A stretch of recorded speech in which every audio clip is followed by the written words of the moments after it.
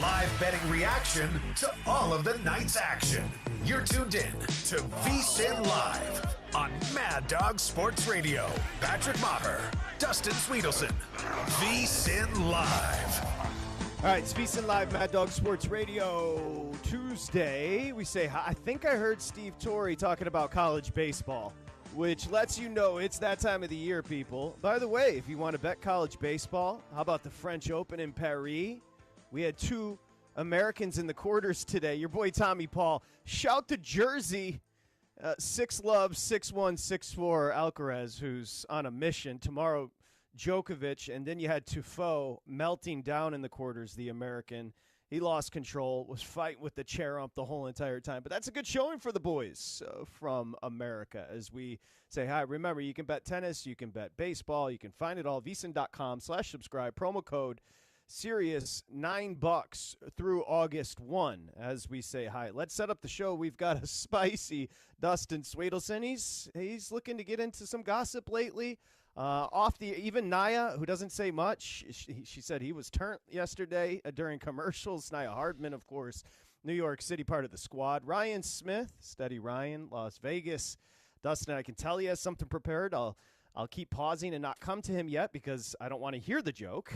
You can help us on YouTube, VSiN Live on YouTube. Look at him. He's bitter. There's a ton to do. Thibodeau got fired after the Dustin Swedelson planting the Tibbs flag. Obviously, the vote of confidence from the big guy, Mr. Nick Dustin, didn't help. We'll get into Tibbs here in just a bit. There is a team in the NFL right now that is the hottest team as far as winning their division, and you wouldn't guess it with 5 guesses. But when we tell you, it'll make sense. And we're going to go through the divisions coming up on the program. Mike Somich is going to join, part of the family. There's going to be a decision from Aaron Rodgers. Oh, thank God. He is going to bestow upon us his decision after he's done hanging out in caves and running through women. He is going to finally grace us with his answer. And the Pittsburgh Steelers, will he or won't he? Because he just loves the attention of waiting and letting people just completely, with bated breath, wait for his decisions. He is almighty. He is Aaron Rodgers. So we'll get to him. We're going to have a guest on to talk about the Pittsburgh Steelers. Thought that was important. I have thoughts on my Lions. I kind of threw something out there yesterday. The Lions, not necessarily going to be great next year. I have more proof as to why I believe that. And no, I am not sandbagging. The NBA Finals coming up on Thursday. And we have thoughts. I'm going to tell you why the Pacers can force a Game 6. I didn't say win. Force a Game 6, Dustin Swedelson. And, of course, the NHL Stanley Cup Final coming up tomorrow. And that series, and I said tomorrow like a Canadian, and I didn't even mean it. That's just what I do. Been doing this for a long time. Tomorrow, the Edmonton Oilers will host the Florida Panthers. We had a great guest on from Edmonton. He does sports talk up in Edmonton, whatever the hell that is. And he joined us for a half hour yesterday, kind of painted the picture of what Canada and the Oilers, all of it means no Stanley Cup since 93, of course. That's a big deal. That's a big deal. 888 Mad Dog 6, 888-623-3646 to get you involved. It's been kind of a different feel and vibe of the show. Feels like we're settling back into our old ways where the games aren't hot and heavy. We do have baseball to bet today, which we will. Dustin's Mets, the best team in baseball, with a win at Dodger Stadium last night. We'll see if they can do it again. But we've just kind of been laying out, involving you a little bit more into the program, getting a little weird. Speaking of which, hello, Dustin Swedelson. Yeah, you're crapping all over the college baseball World Series, but the reality is, you know who's a huge fan of that event? Peyton Manning, because it's in Omaha. Omaha!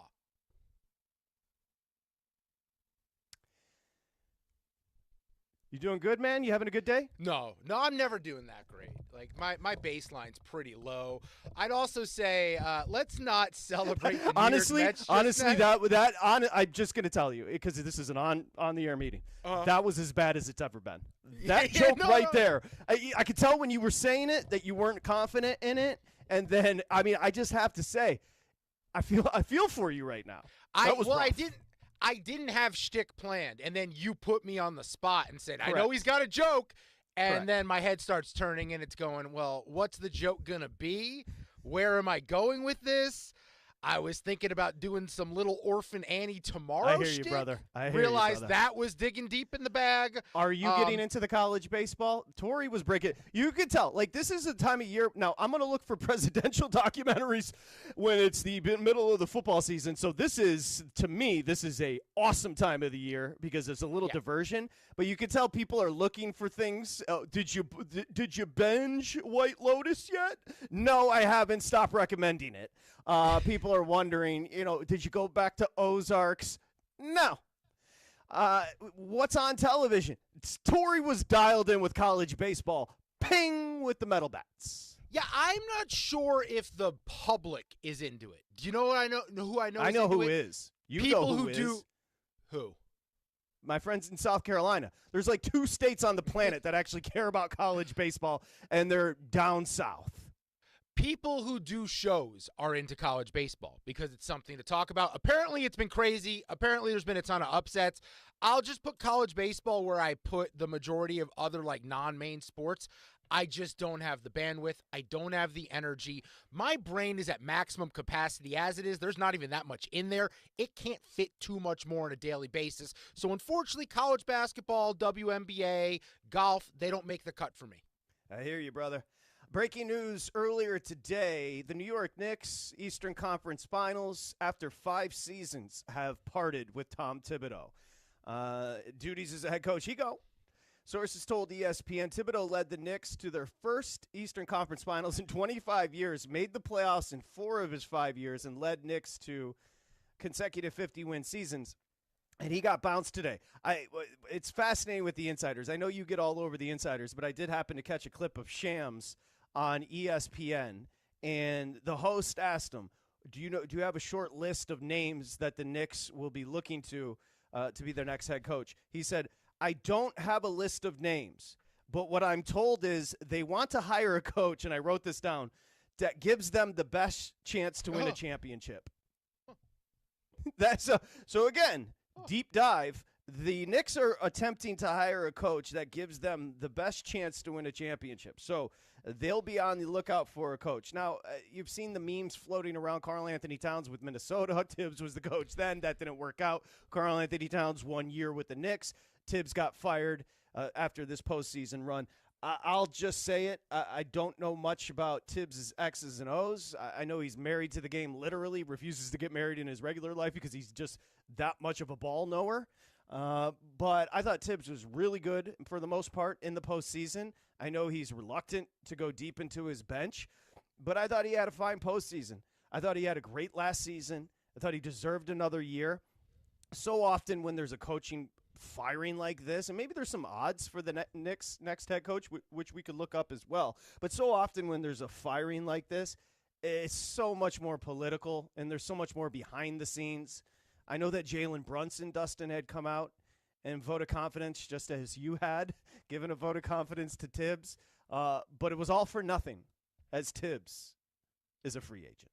Yeah, this is stupid. This is idiotic. This is the same old Knicks. I understand why. I understand why they think this was the move. They're wrong, but I understand what their thought process is. One, he had all season to experiment with the lineup, didn't do it till it was way too late in the year, didn't know how the 2 big lineup would look, refused to play his bench, lacked creativity and ability to adjust in a big spot, and maybe they feel the run was fluky. They can You feel just all gave me those a things. million reasons to fire Tibbs. And I'm going to tell you why they're all wrong. They're all wrong. All those reasons are not reasons to fire Tom Thibodeau. He got you to the Eastern Conference Finals. The argument that he is the guy who builds you up before the next guy comes in doesn't make sense when his team is still on the upward trajectory. They're still building up. On top of that, you want to complain about playing the bench? There was no one on the bench worth playing. He also had to integrate 2 new starters into this lineup in Bridges and Cat. Then you factor in Cat and Brunson are 2 negative defenders in your starting lineup. That is just the start of why this move is absolutely insane. Then we get into what he actually accomplished, because results have to matter. That's the big thing here, is results matter. You can't go in theory and what ifs and how this playoff run went. The results matter. He got you to Eastern Conference Final. When he came in, you missed the playoffs 7 straight years. They only had 38 total wins the 2 seasons combined before he got there. Won the East for the first time in 25 years. Fourth most wins in Knicks history. Won Coach of the Year a few years ago. But most importantly, you signed him to an extension last year. And if you were going to make that decision as an organization to sign Tom Thibodeau to an extension after last season, the way things went, and he gets you a step further the following year, you never should have signed with that extension in the first place if he could get fired. I need to know what results needed to happen for Tom Thibodeau to keep his job. Because based on everything I'm looking at, he's gotten better every year. May I? There is no salary cap for coaching, so who cares if they gave him money last year? But you're committing to him and the process of him being the head of your organization for the next 3 years. Why would you do that and fire him the following year? I didn't do it. Why are you talking to me? I didn't do it. You call the Knicks. I dare you during the next commercial to call the front office. So your take is he's done a good job building the franchise and he deserved to continue. Yes, he turned the organization around. I agree with you. I agree with you. It doesn't make sense. It doesn't make sense. Now let's talk about the names. To me, there's one name, and he's been a Knick coach before. Bring back Jeff Van Gundy. You know what? You don't hate it. Look, I knew it wasn't going to be Dan Hurley because Dan Hurley, of your people that you can't stand in sports, Dan Hurley's in that top tier. He's S tier for you of people you can't stand. I was terrified I was going to hear the pitch about how the Knicks organization brings in Jay Wright because the one thing they care about is friendship. That's all the Knicks care about is friendship. They're bringing all the Villanova people over. Jeff Van Gundy, that is a name that I can get behind. So I am a fan of that. Let me throw some names at you. And again, 888-623-3646. I agree with Dustin. I thought Tibbs did a tremendous job this year. They hadn't had back-to-back 50-plus win seasons in 25 years.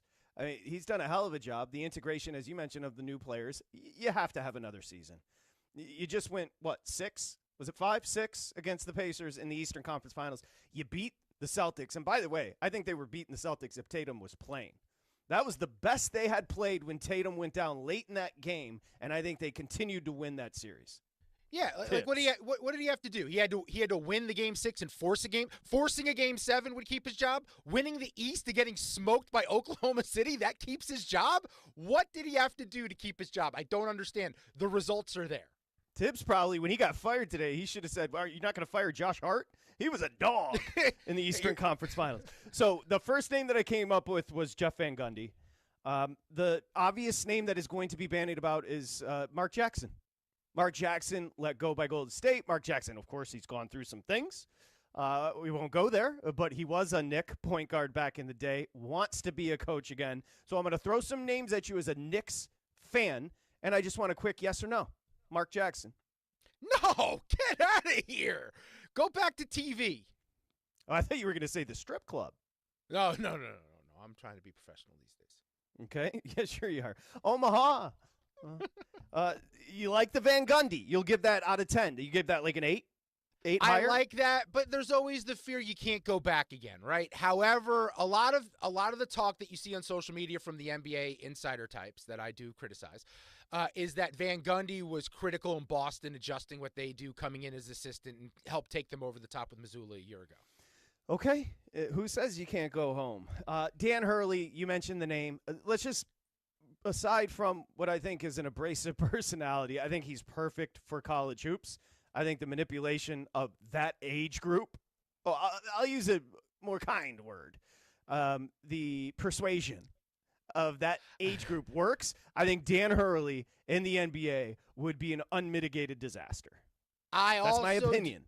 To add on to that, I do not like going from a hardo coach to another hardo coach. If you're removing Thibodeau, I'd prefer to see the next coach come in with a different type of approach as a leader. Okay. And I would use Donovan, who's been with the Bulls forever. He hasn't done anything, and he was a great college coach. That doesn't always work. And didn't the Bulls fire Tom Thibodeau for Billy Donovan? I believe they did. So Mark Jackson, Jeff Van Gundy, Dan Hurley. Now, 2 weeks ago, you wanted to fire Tibbs for the next name, and that next name, obviously, is the Denver head coach, Michael Malone, who was fired late in the year. Yeah, some issues when it comes to Michael Malone because, one, I still don't know what his trademark is as a head coach. Like, what makes him a great head coach? I know that he had the best player in the world in Nikola Jokic on his team, but what makes him a great head coach? And then this is really the big issue when it comes to Michael Malone being the next head coach of the Knicks. Every single person who's out there pitching it, their number one attribute that qualifies him to be the next head coach of the Knicks, from New York. That doesn't help me at all. People could be from wherever, and if they can coach the team and win a title, that's what I care about. Him being from New York shouldn't be the number one thing you're promoting. There's not a lot, to be honest with you, there's not a lot of big-time names. You know, Taylor Jenkins, the kid that got dismissed in Memphis, is going to be thrown around. Does that excite you? Mike Brown is a name that is going to be thrown around. Does that excite you? I saw Darvin Ham. That certainly doesn't excite you. Honestly, there's not a lot of names. Like, you're looking right now, is it Phoenix who is potentially hiring one of the Chicago assistants? Like, these are names that you haven't heard of. There aren't big-time names. So Phil Jackson isn't out there. That's why I brought up the Van Gundy potential. But if you're going to make this move and let go of Tom Thibodeau after everything he's accomplished that we ran through, you have to have a person in mind that you want to replace him with. You can't do this and say, we're wide open looking at the options. You have to have a target that you want to take over, that you think puts you over the top. If not, firing Tom Thibodeau is irresponsible as an organization. Well, again, Shams is the lead reporter, NBA at ESPN. He said, I don't have any names for you, but I'm told the Knicks want to hire a coach that gives them the best chance to win a championship. Thanks, bro. Good, solid segment. And I'm not trying to clown anybody, but what does that even mean? Here's another name that's being thrown around. Jay Wright is not a bad name, by the way. It's interesting, but I just don't like the idea of just having Villanova just take over the team. Like, let's diversify the roster from other schools. Like, Villanova, great college program, don't get me wrong. But it's like, there are other schools out there with great players and great coaches. Why are we just locking in on one? You're stuck on the Villanova thing. Think about the Jay Wright temperament and qualities. You've heard him on with Torrey. He is just a down-ass regular dude that I think has the ability, temperament-wise, to be somebody that could go college, go pro. I really do believe Jay Wright, if he's into it, if he has the juice for it, I think he could be a good head coach in the NBA. I guess my question comes, what makes up the next great head coach in the NBA? Because we see, teams go different routes. Some of these teams promote someone from their G League that we've never heard of, right? Was it Dagnall in Oklahoma City? Who's this guy taking over? And he's tremendous. So, and then others go for the big name, and sometimes the big name works when you bring them over where they've had success in the past. The name I keep seeing, and I'd say that I saw two offshore books have completely different evaluations of where he stands in the pecking order, is former Knicks assistant and he was a player in the NBA, Johnny Bryant. Johnny Bryant at one offshore book is plus 240. At another offshore book, he's 40-1. That lets you know that no one knows who has the key in on this job for the Knicks.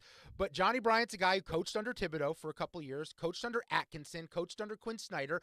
For whatever reason, he's a name that people love, that players love and relate to him. But you can't fire Tom Thibodeau and then hire a Tom Thibodeau disciple. How does that make any sense? Is there a leader? Is there an odds-on favorite right now to be the next head coach amongst the books? I have one book that has Johnny Bryant as the leader at plus 240. I have one book that has Michael Malone at even money to be the next head coach of the Knicks. Yeah, I mean, he's the one that makes sense. His dad, Brennan Malone, was an assistant with the Knicks, the Pistons, the bad boy Pistons. Look, here's the issue, and you brought up Dagnall. That works in Oklahoma City.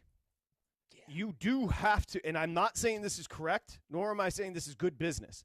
But in New York City, I know this gets people bitter, like a Jonathan Von Tobel. The name has to matter.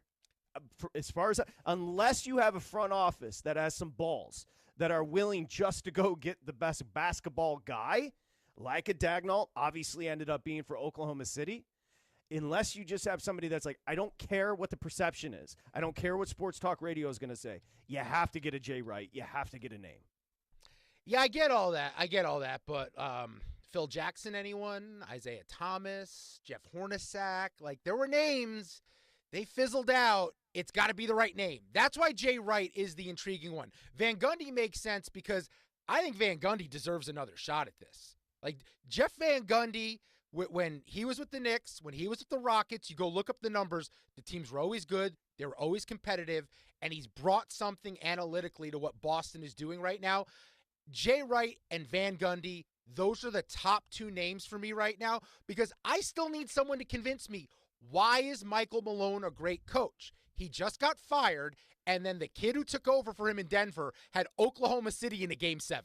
Van Gundy, to me, would be definitely at the top of the list. He was Ty Lue's lead assistant this year and helped turn that Clippers defense into a top 3 unit. The Knicks, I think he'd be comfortable in New York. We know that. So I like the Van Gundy idea. He's there younger is a than name. you think. Yeah, Van Gundy was, well, I mean, he was a child when he was hired the first time, hanging on to Lonzo Mourning's legs. But I thought I was going to get a different number when I just looked up how old he was. I thought he was going to be younger than I thought. 63? Okay. I got another name, and then we'll get to the calls. 888-623-3646. He knows Karl Anthony Towns. Oh, no. He's got a big ego. He'd listen.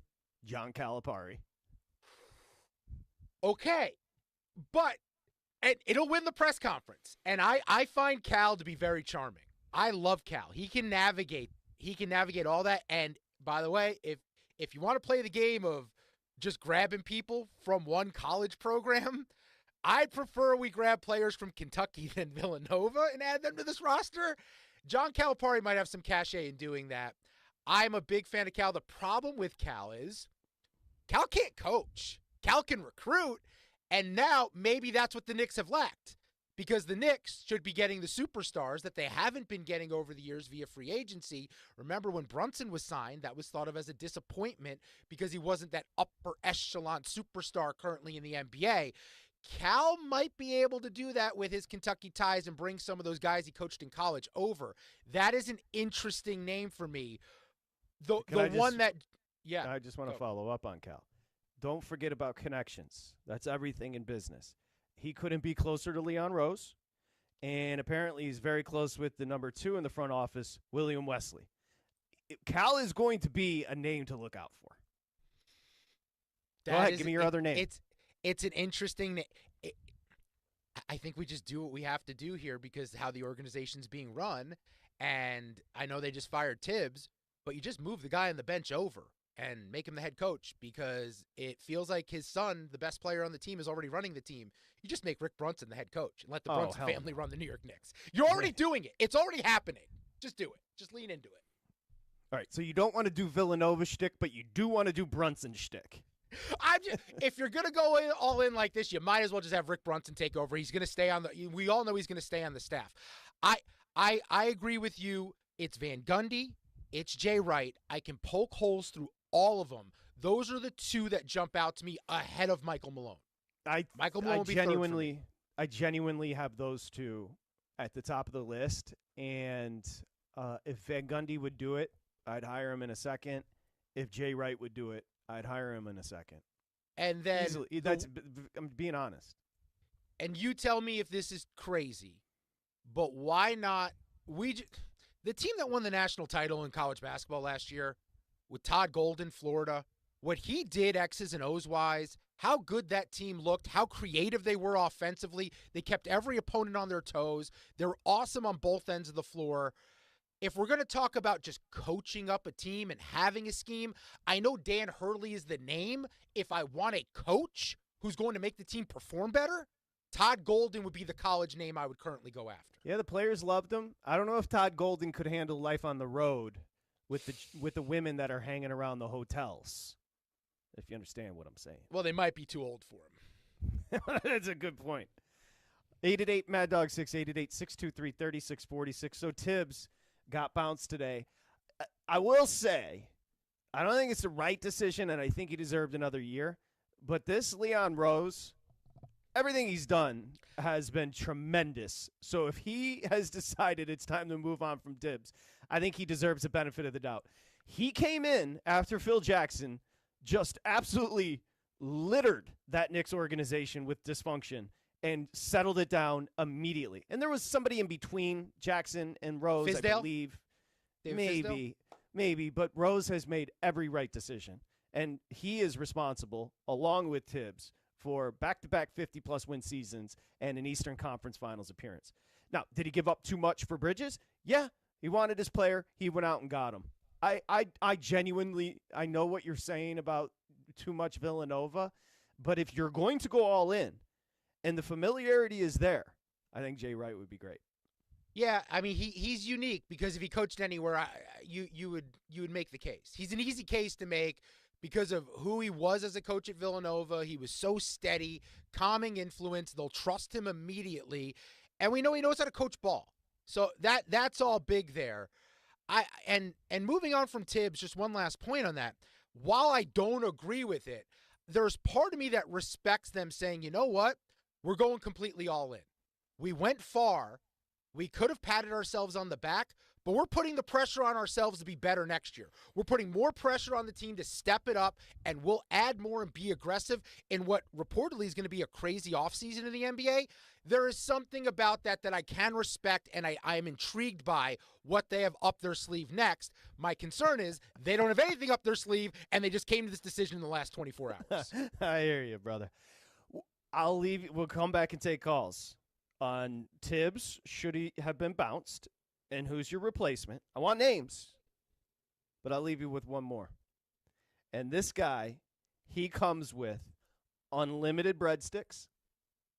He comes with unlimited salad. I knew you were going to do this. Unlimited fettuccine. That would be Richard Pitino. Well, no, Rick. Richard's the son. Yeah, not the son. Rick. That's right, because he actually has a son named Richard. Yeah, a bottle of red, a bottle of white. Oh, Rick Pitino. Hey, he'd be dialed in. Hey, I hate that I'm saying this. I don't hate it. It gets the juices flowing, and Rick at his age doesn't need blue pill to get his juices flowing. We know we'd be eating some good Italian after the games. Some spaghetti. Yeah, that is an Italian dish, big guy. I agree. He wanted to make a sex joke, people. He pulled out. 888, nope. 888-623-3646. Tibbs is out. Who's in? You can check out the odds and everything betting over at VSiN.com. We're coming back with your calls. It is VSiN Live. It's Mad Dog Sports Radio. This is VSiN Live on Mad Dog Sports Radio with Patrick Meagher and Dustin Swedelson.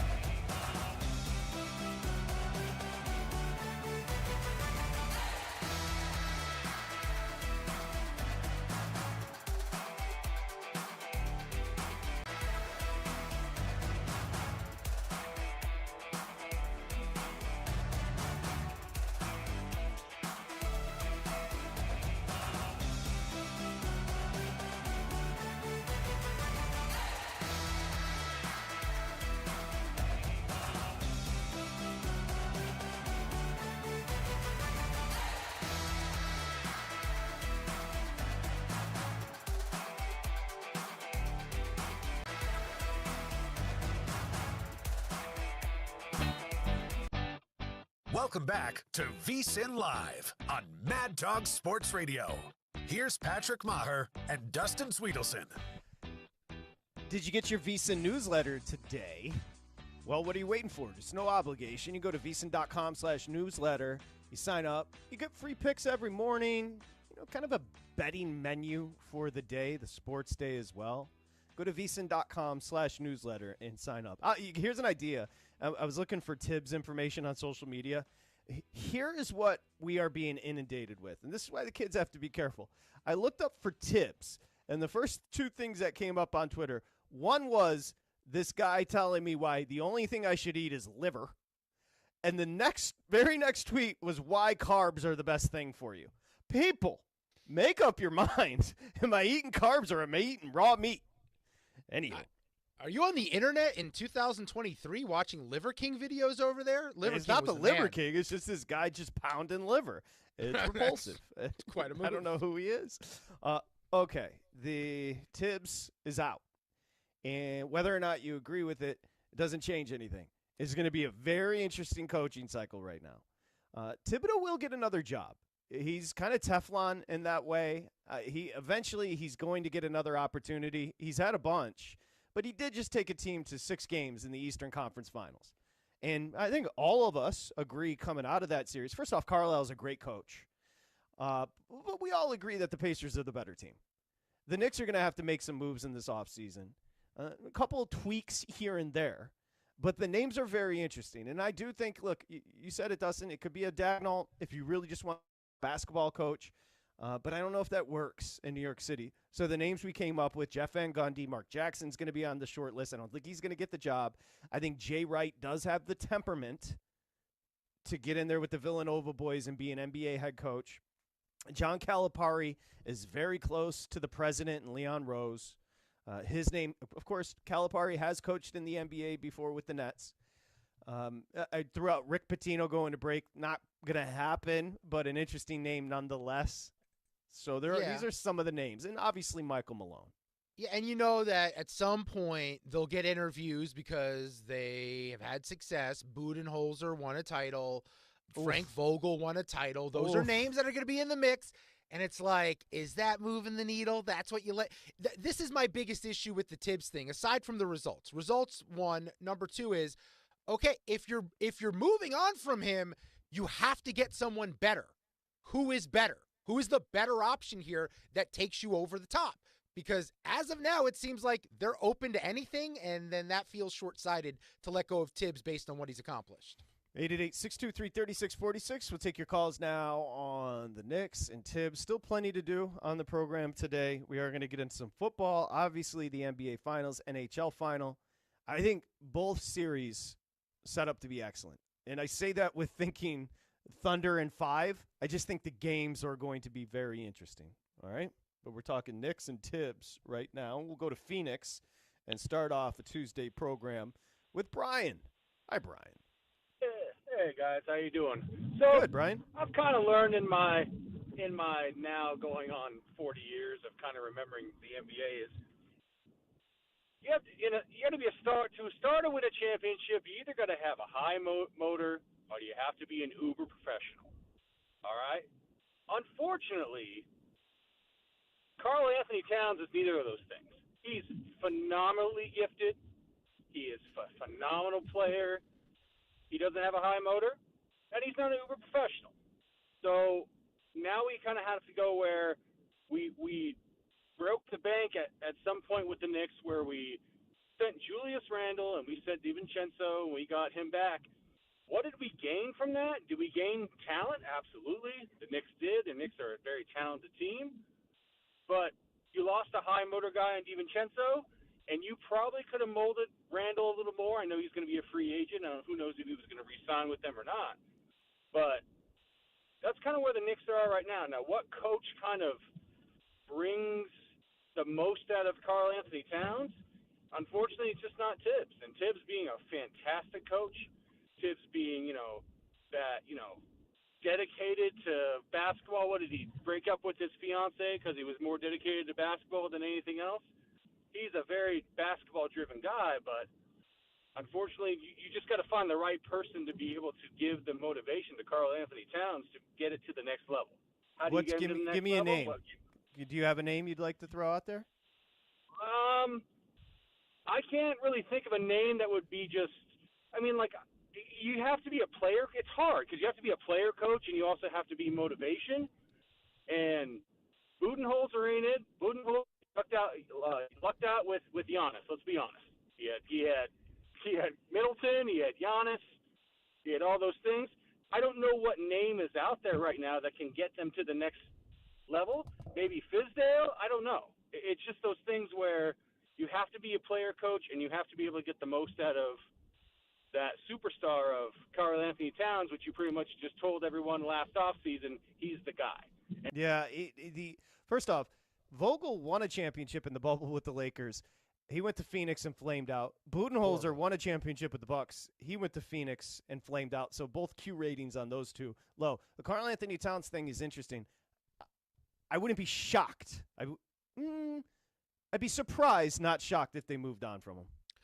I think that they are very likely moving on from him because I think they saw what he takes up from your salary cap is what these other teams have an edge on you in matchups with, which is that the money that you're using on Cat, you can get a slightly lesser player, take the savings there, and apply it to your bench, and then you can run with a team like Indiana a little bit better. Cat's just making so much money in that pie that takes up your salary cap, it's hard to put together a roster. I am concerned, though. I will admit I'm concerned that I'm seeing rumblings about a Cat reunion in Phoenix where Kevin Durant could come to New York, and that I feel like would kill this chemistry that they have. All right, here's our buddy Bill in Chevy Chase. Hi, Bill. Hi, guys. Goodbye, Mr. Tibbs. I have a theory that in the law of unintended consequences, it's the Mikal Bridges trade that eventually rippled into Tibbs's firing for this reason. Okay, the Knicks did well this year. Now, I think they got a little lucky. I think there's a good chance they fall back. I think the East could look very different next year with a couple of roster moves here and there. It would not be out of the question. Detroit could be better than them. Don't discount Orlando, which has two great players. They add a couple of pieces, you never know. So the Knicks have a fan base who probably have some unreal expectations and are clamoring, well, how do you get us to the finals? How do you get us to the title with a team that really isn't going to win one? So where are the Knicks? The Knicks are handcuffed. To get the kind of player you need to win an NBA title, you can offer Karl Anthony Towns. What are you going to get for Karl Anthony Towns? Julius Randle? Been there, done that. You need draft picks in trades like that, and they don't have any because of the Bridges trade. So what do you do in the front office? What do sports teams do all the time in their front offices in situations like this? What's the low-hanging fruit? Fire the coach. Get a new coach. It's action. It's movement. It can excite the fans, even if it's controversial. I think that's what has cost, in a very removed way, Thibodeau his job. And hey, a note of, by the way, Patrick, I agree with you on Hurley. I can't think of any, and if you're a Knick hater, you should pray for him to be the Knicks head coach. The train wreck would be comical. And what top-tier talent has Danny Hurley ever coached? The answer is none. He basically, good college coaches today, I think, are closer to high school coaches than they are to pro coaches. And here's an interesting tidbit for you. Two last things. In the history of the NBA, only 3 titles have been won by coaches who moved from college directly to head coaching in the NBA. And that would be a warning with Jay Wright also. It's only happened to 3 people, 3 total titles, and it took each of them a decade to get there. And the last point is, I'd love to see Pitino. That would be hysterical. Wouldn't you love to see him in his white suit, parading up and down the sideline with the hair, looking for all the world like Michael Corleone coaching the New York Knicks? With the pinky ring.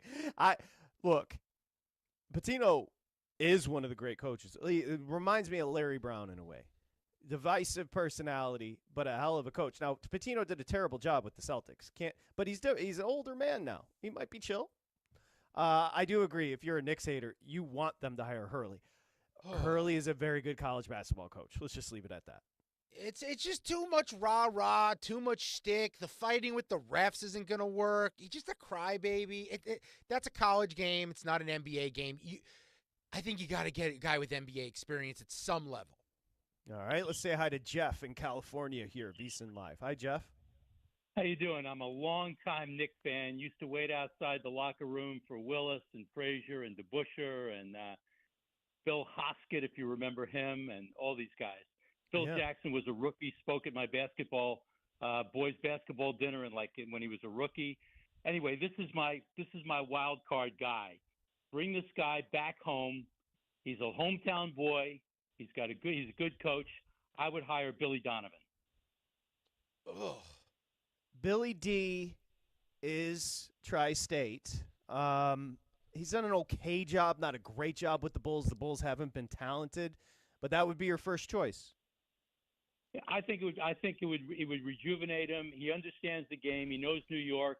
He's tied to Pitino very, very much, which would be a kind of an interesting teacher-student type of a relationship in New York.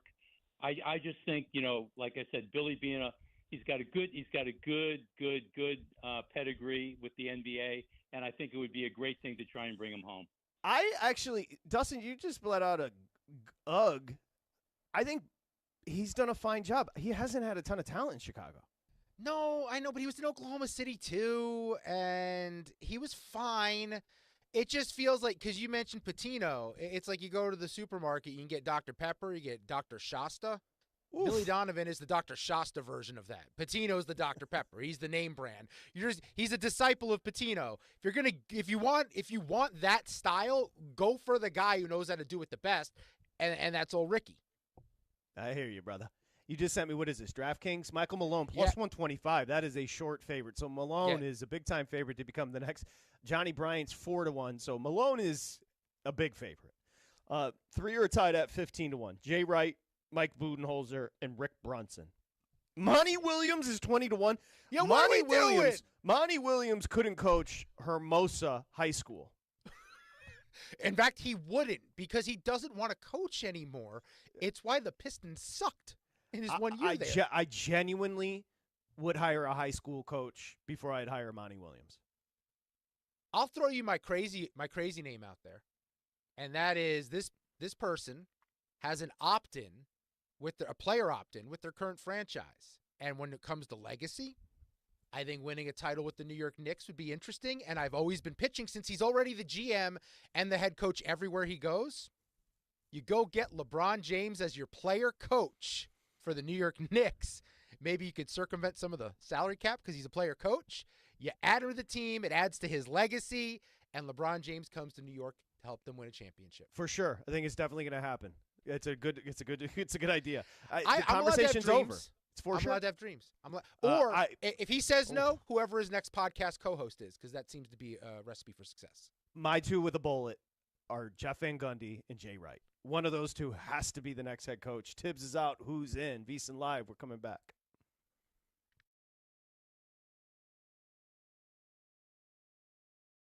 With Patrick Meagher and Dustin Swedelson.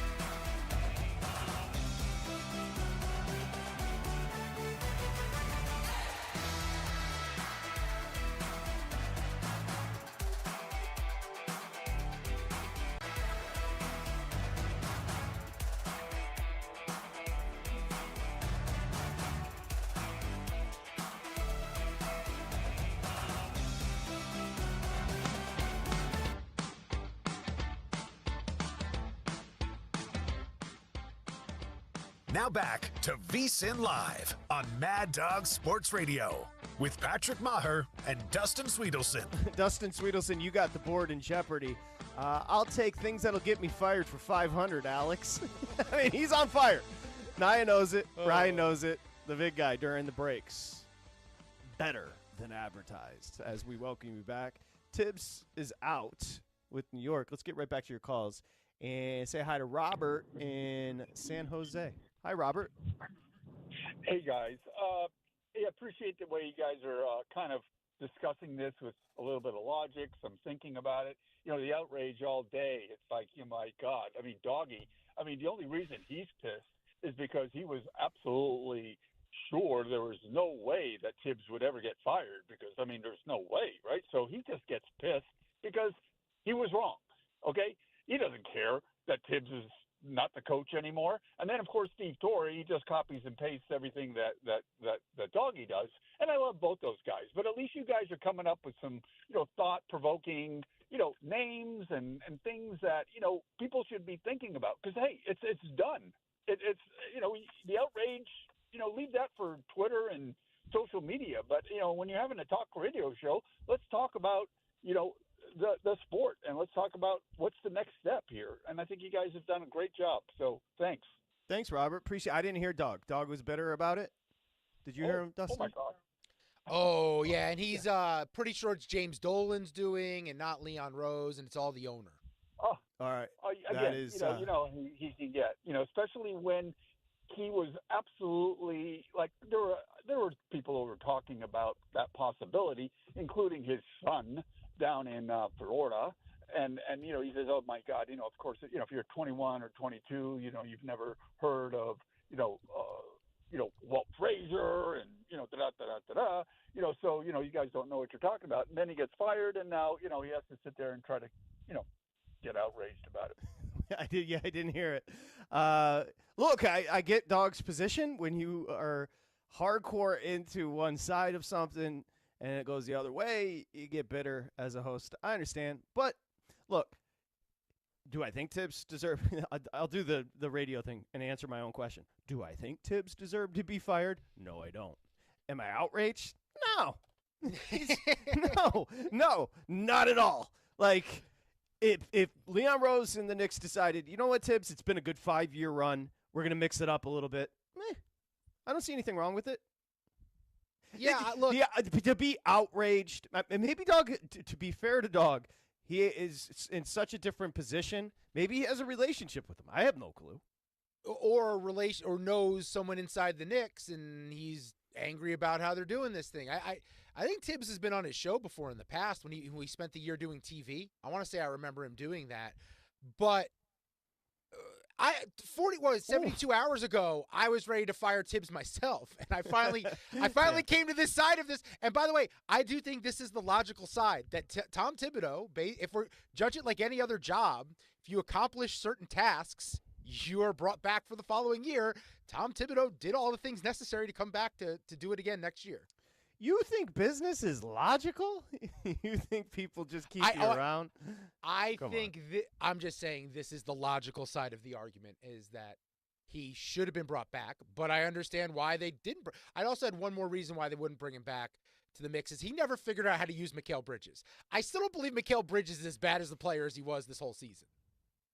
So you wanted Tibbs fired? I'm adding to their reasons why. Again, I'm not outraged, but I would prefer not to have fired him. Because these names are not great. See, I actually, honestly, I think if you could persuade somebody like a Jay Wright or a Van Gundy, I think those are great names. I genuinely do. I would go Van Gundy 1, Todd Golden at Florida 2, Jay Wright 3. All right. David in L.A., the big guy. David, hi. Hey, gentlemen, thanks so much for taking my call. With Thibodeau being fired today, I'm looking at this bigger picture here. And I'm scratching my head thinking, is there another profession right now or another position right now in professional sports that's more unstable than NBA head coach? Because look at all the head coaches that have been canned in the last couple of years. It seems like even winning isn't enough now to save a coach's job. Thibodeau won. He took the Knicks to a place they haven't been in, like, what, a quarter century? And he gets canned for that. The Bucks fired their head coach last year when they were winning. The Nuggets fired their head coach this year, 2 years removed from a championship. The Lakers are on their third head coach in 5 years, despite having won it all in that COVID season. So it seems like even winning nowadays isn't enough to save a head coach's job. I mean, say what you want about the NFL. At the very least, their head coaching firings are predictable. You lose, you get fired. In the NBA, you win, and it's not even enough to keep your job. Tell us what's going on here, NBA. There you go, David. Dustin, I see you want to reply.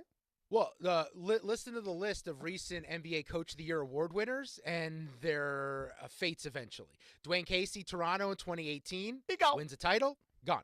Mike Budenholzer in 19 with Milwaukee, wins a title, There you go. fired. In 20, Nick Nurse won a title with, maybe it wasn't, it was Nick Nurse who won the title, not Casey. Toronto won Coach of the Year. I hear you, brother. Yeah. Thibodeau, Coach of the Year, Knicks, fired. Monty Williams, Phoenix, fired. Mike Brown, Sacramento, fired. That is a heck of a run for Coach of the Years to get fired. The only thing more unstable than an NBA head coach is a VSiN host. Am I right? Hey, Dustin, you just keep out of it. You just keep your mouth shut. Tomorrow morning, 8 Eastern, Solomon Wilcots and Brian Hoyer, I just saved you from you, are discussing the latest news from organized team activities, OTAs. Wait, that's what that stands for? National Football League for all 32 teams. Listen on NFL Radio, Channel 88, and on the SiriusXM app. I don't do this often, but I'm good friends with Mike Somich, who's going to join us next. Part of the family. Mike, just be careful. The big guy is on one, okay? The conversations during the breaks, the conversations on the air, when I tell you this week you're walking into a hornet's nest with the big guy, be careful. You've been warned. Who's joining? Is that Mike Somich joining us next, or Mike the Situation from Jersey Shore with that fade on the side? It is What's tight. up, Poppy? It is high and tight. GTL today? Did you GTL? It is high and tight. Somebody got a tan. Okay, so Mike Somich is going to be joining us, of course, VSiN host, professional bettor, host of Inside the Track over at. Did I say that correctly? I'm going to be doing it with Mike on VSiN at the track. But we do go inside the track and talk about the Belmont, so I was half right. Somich is next. Thibodeau, he's next for somebody else, not the big guy's Knicks. It's VSiN Live. It's Mad Dog Sports Radio.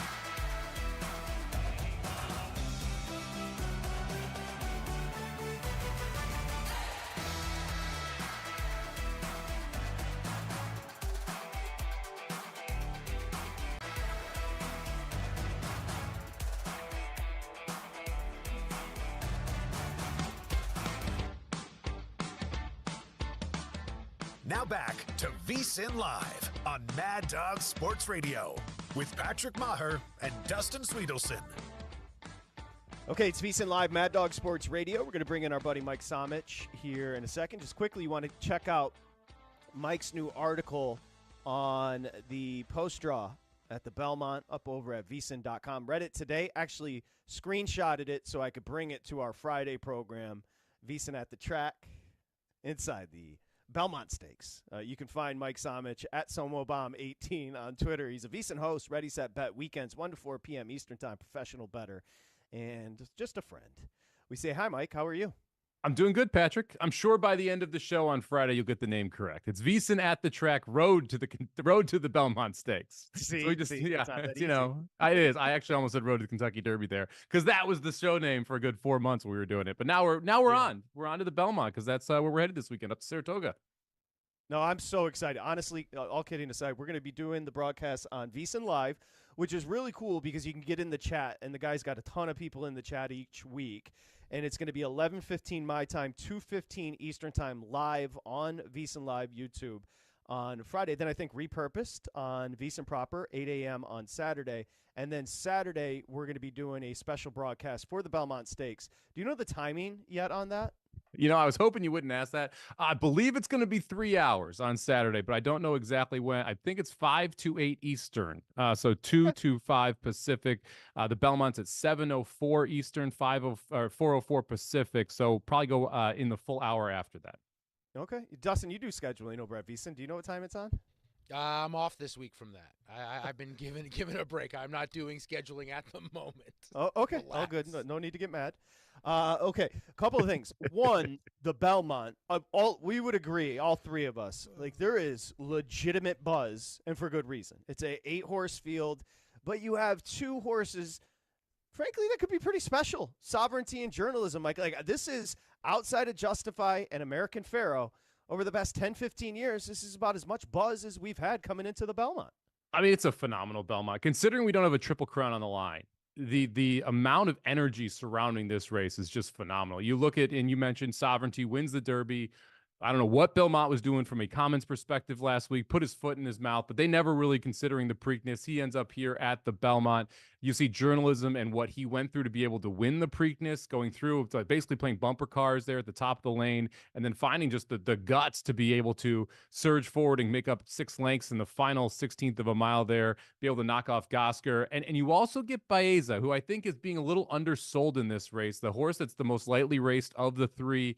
I thought his Derby was phenomenal. When you go back and you watch it, he and Sovereignty were basically right in the same position. He was in traffic, though. Sovereignty was out wide. Sovereignty gets a clean trip. Baeza has to weave in and out of traffic, gets stopped at one point, and almost caught Journalism for second in that Kentucky Derby, despite all the issues that he had when Journalism and Sovereignty had very clean races. So the top 3 in this race are absolutely awesome horses. Excited to see what they do with the rest of the year and what they do on Saturday.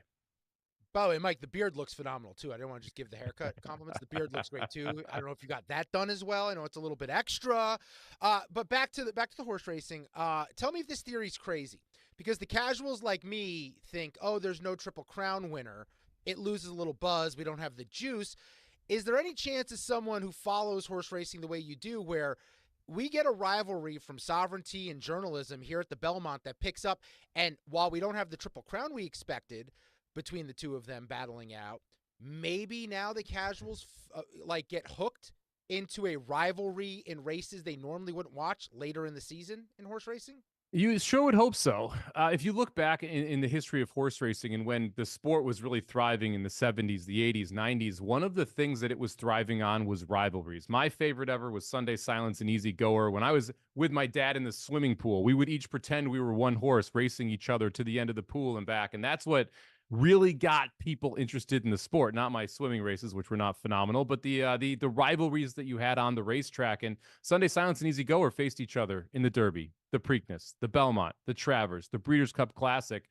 It would be great to see these two horses, Sovereignty and Journalism, kind of re-engage in the rivalry aspect of the sport. And that's one of the reasons Sovereignty wasn't in the Preakness. If you look at the past Triple Crown winners, look, Justify and American Pharaoh, they ran in 3 races after combined after winning the Belmont. So just 3 times that we saw them again on the track, and it felt like maybe we'd get it with Good Magic and Justify. Justify was never seen again after the Belmont on the racetrack. And so people talk about Triple Crown winners saving the sport. Triple Crown winners make the Belmont a little more interesting. But it's what these horses do after the Belmont that can actually really help out the sport of horse racing. And if we go to the Saturday in August when the Travers is going on, and you've got journalism, Baeza, and Sovereignty all there, and you add into Pond Street, maybe Gosker's there as well, that's generating more buzz. If you go to the Breeders' Cup and it's these same 2 or 3 horses, that's helping generate buzz. Having superstars in our sport is something that's rare because they don't run past 3 or past 4 very often. All 3 of these horses are owned by connections that want to have a longevity of a career, and that's something that I think could help out horse racing more than a Triple Crown winner. Yeah, even if it's just a duel. The big guy and I went our first Breeders' Cup. We went Santa Anita, and it ended up being California Chrome and Arrowgate. Just the concept that those were 2 great horses coming into it, and they battled down the stretch. Like, that's what I feel like we could potentially get here with Sovereignty and journalism. I can't wait. It's going to be awesome. I didn't hear, so help me. What did Bill Mott say? Bill Mott came out, and this was just ridiculous. Someone put a microphone in front of him. I believe it was on Thursday of last week, and he came out and said, we never even considered the Preakness. The thought of going to the Preakness never crossed our minds. This is a big horse. If any horse could do it, it would be Sovereignty, but we never even considered it a viable option for the horse. And it's just like, look, man, I get it. If you don't want to go to the Preakness because it's 2 weeks later and the ownership group doesn't want to do it, come out and say, hey, look, we had the horse's career in his best interest. It was that it wasn't the right move for the horse to go back in 2 weeks, but to come out and say before the Belmont, we could have, we just decided not to. There was really no real reason except we didn't feel like it, which is an exact quote from Bill Mott. To not run in the Preakness is just asinine. It's like, just get a PR guy. If nothing else, just get a better PR guy, because you don't need to take shots at the sport like that. Yeah. But what I don't understand the purpose. What is the purpose of admitting I it the think way Bill. they did? I think we've interviewed him enough. I think sometimes Bill just gets caught saying things. Yeah, that's what I'll say. Well, he's a really honest guy, and in this case, that was a bad thing. Like, right? He's really just a really honest guy who just kind of says what's on his mind. Sometimes you need to massage what is on your mind and not just kind of spit it out, right, Dustin? Dustin, you could give Bill Mott some advice. You're great at lying. I'm a great liar. In fact, I believe my own lies half the time, and I have to circle back and figure out what is and isn't the truth. No, I agree completely. I don't understand what I don't understand what Bill Mott's saying there, because I still don't understand the reason not to run the horse. Well, he doesn't. He just explained he didn't understand the reason either. He said if any horse could do it, it's him. We just didn't think about it. Great. Yep. Good for the sport. Bill, chill. All right? We're still friends, but you got to chill.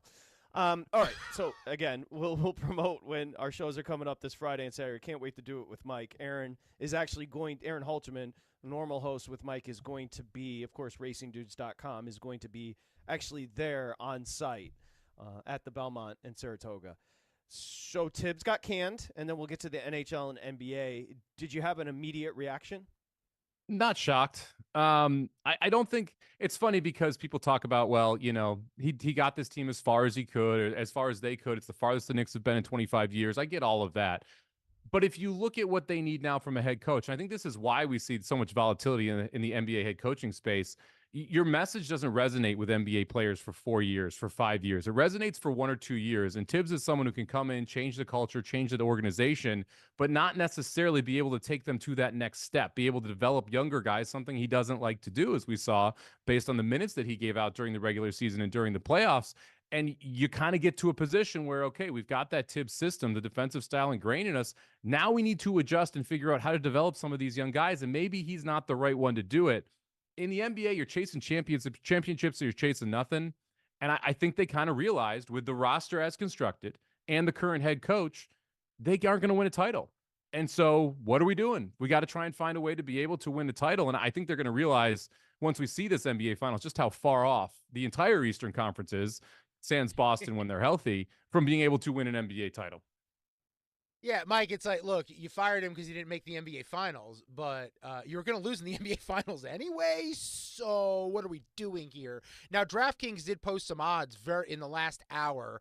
I'm not sure if you had time to look at it for who the next head coach of the Knicks will be, Michael Malone's the favorite, plus 125. Johnny Bryant, a former assistant, 4-1.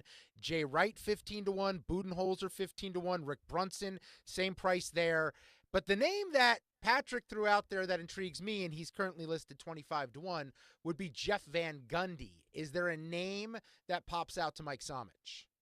The Jay Wright one was one I heard right away. At that number, 15-1, I don't think that's bad. I wouldn't do Malone as the favorite. I get why he is the favorite, but he's kind of like the same dude, right? I mean, he's someone who doesn't want to play younger players, isn't going to really develop the offense. It's like, are we sure this is the right guy to take the position, or is maybe the fact that you had Jokic on your team the reason your offense was so good the last few seasons? Yeah, I mean, I don't know. I'm not sure what the Knicks are thinking, because that's the other part of this. If you're going to fire Tibbs, where's the grass greener? What is that other side of this that you have to somehow in your head say, we have someone we are targeting, someone we are looking for? I'm not sure who that is. If it's Mike Malone, this is a massive failure by the Knicks organization. It needs to be someone who is got a little bit more just energy, someone who is going to be able to work with those younger guys and be able to develop everyone else around them. Because let's be honest here, if the Knicks don't make a move in the offseason, they're over the apron. They're going to be in cap hell. Like, what are you going to do with that roster? Because you're just going to end up paying more and more money to Cat. You've got to figure out what you're going to do with Bridges. If you're not able to draft and develop, this team is kind of stagnant as is. I think that's why they moved away from Tibbs. I like the way you're approaching game one in the series with Oklahoma City starting on Thursday. Before we get to that with Mike Somich here on VSiN Live, let's give Sean an opportunity to comment on Bill Mott's comments. Sean in Texas. Hi, Sean. Hey, thank you for taking my call. So, yeah, I wanted to talk about Pete DeBoer, but this Bill Mott thing, it's just weird. Like, I don't really know what you do, because you're kind of screwing everyone out of the Triple Crown. So maybe you push the second race back a couple weeks and just put an asterisk on whoever wins it from going forward, or make them sign a contract that if they win it, they have to race in the Preakness. I don't get it. Like, you say he could have won, and then you don't let him have a chance at the Triple Crown. Bill Mott is legitimately one of the all-time greats. Bill Mott's in his 70s. If anybody's going to respect the heritage of the sport, that quote feels like it should be from like a young up-and-coming trainer that doesn't care about the history of the sport. Something isn't computing for me with the Mott comments. Saying in the same answer, we think he could have won and contended, but we chose not to.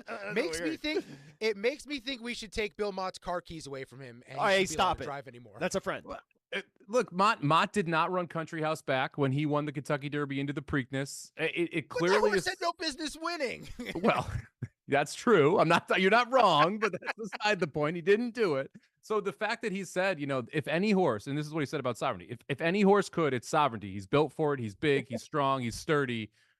It tells you that Bill Mott's never running a horse in the Preakness if he wins the Belmont, and never running a horse in the Preakness if it runs in the Derby. I'm sorry, never running it in the Preakness if it wins the Derby, and never will have a Derby horse run in the Preakness because he just doesn't want to bring a horse back in 2 weeks. And so I just think Bill Mott hates Baltimore.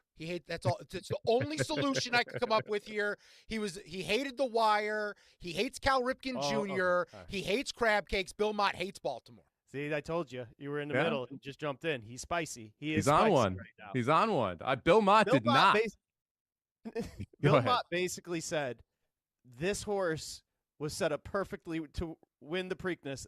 That's why we didn't run him in the Preakness. Yes, pretty much. And then the wild part is the way the Preakness broke, Sovereignty wins by 10. If he goes outside like Sandman did and doesn't get in any of the trouble, there's no chance. Journalism's beating him, and he is definitely beating Gosker.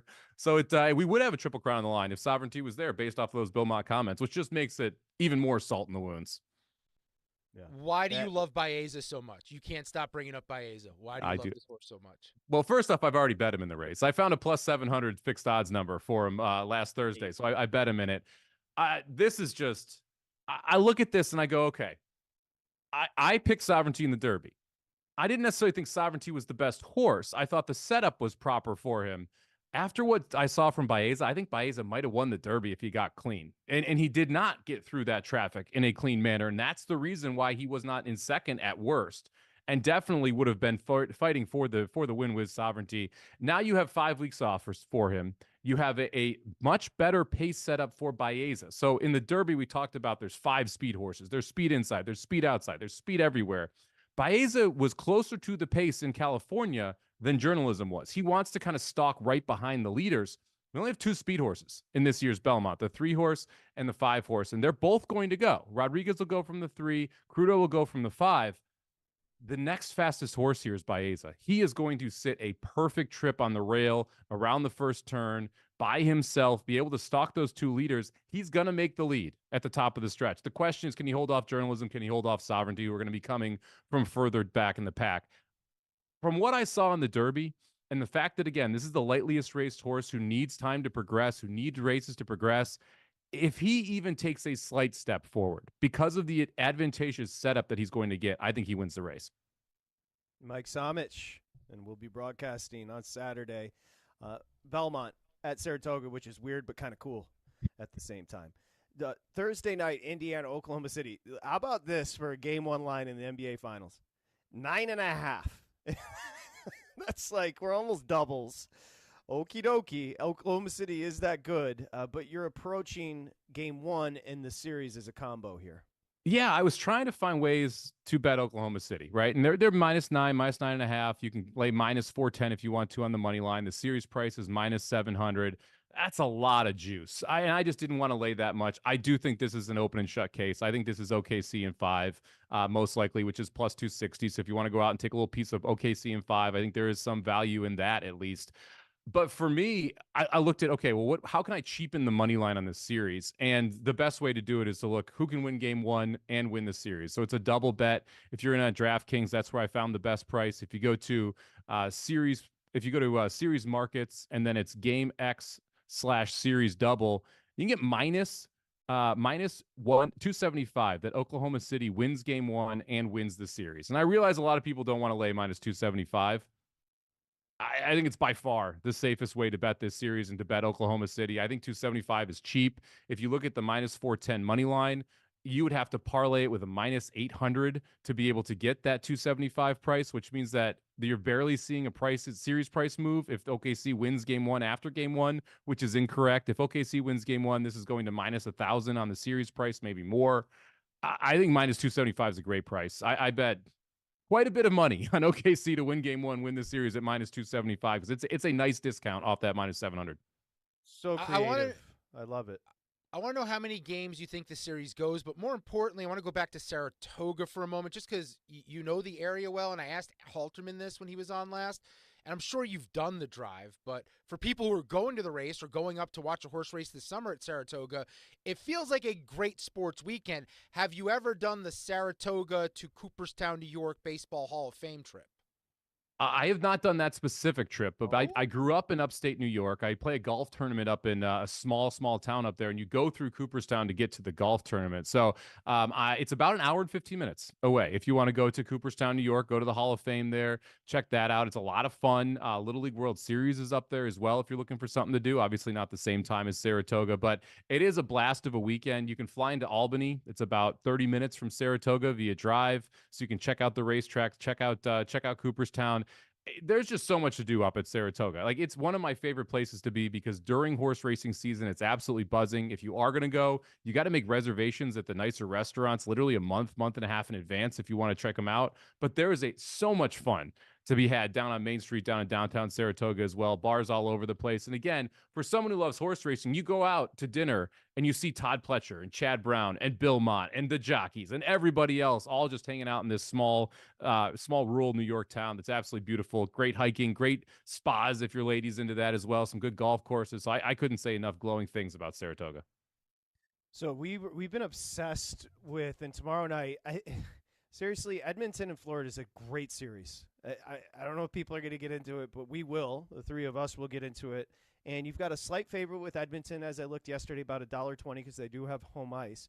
But we had a gentleman on last night that's a local sports talk host up in Edmonton. So he's kind of painting the picture of what McDavid means, what nationalistically this means to Canada. Obviously haven't won a cup since '93. Canada's all in on Edmonton. Are you? I'm not. It's funny because not all of Canada is. They were taking callers from Calgary on local Edmonton radio stations, and they were all saying they're going to root against the Oilers. There is still some hatred up there in Canada between those provinces.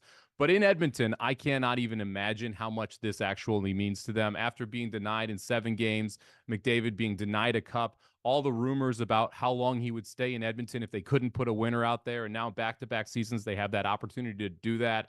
It's a huge story up there. And if you kind of liken it to the Knicks here in at the NBA and in basketball, right? Like New York, we saw what they did after they got to the conference finals. Imagine if New York ever won a title, what you would see from those Knicks fans.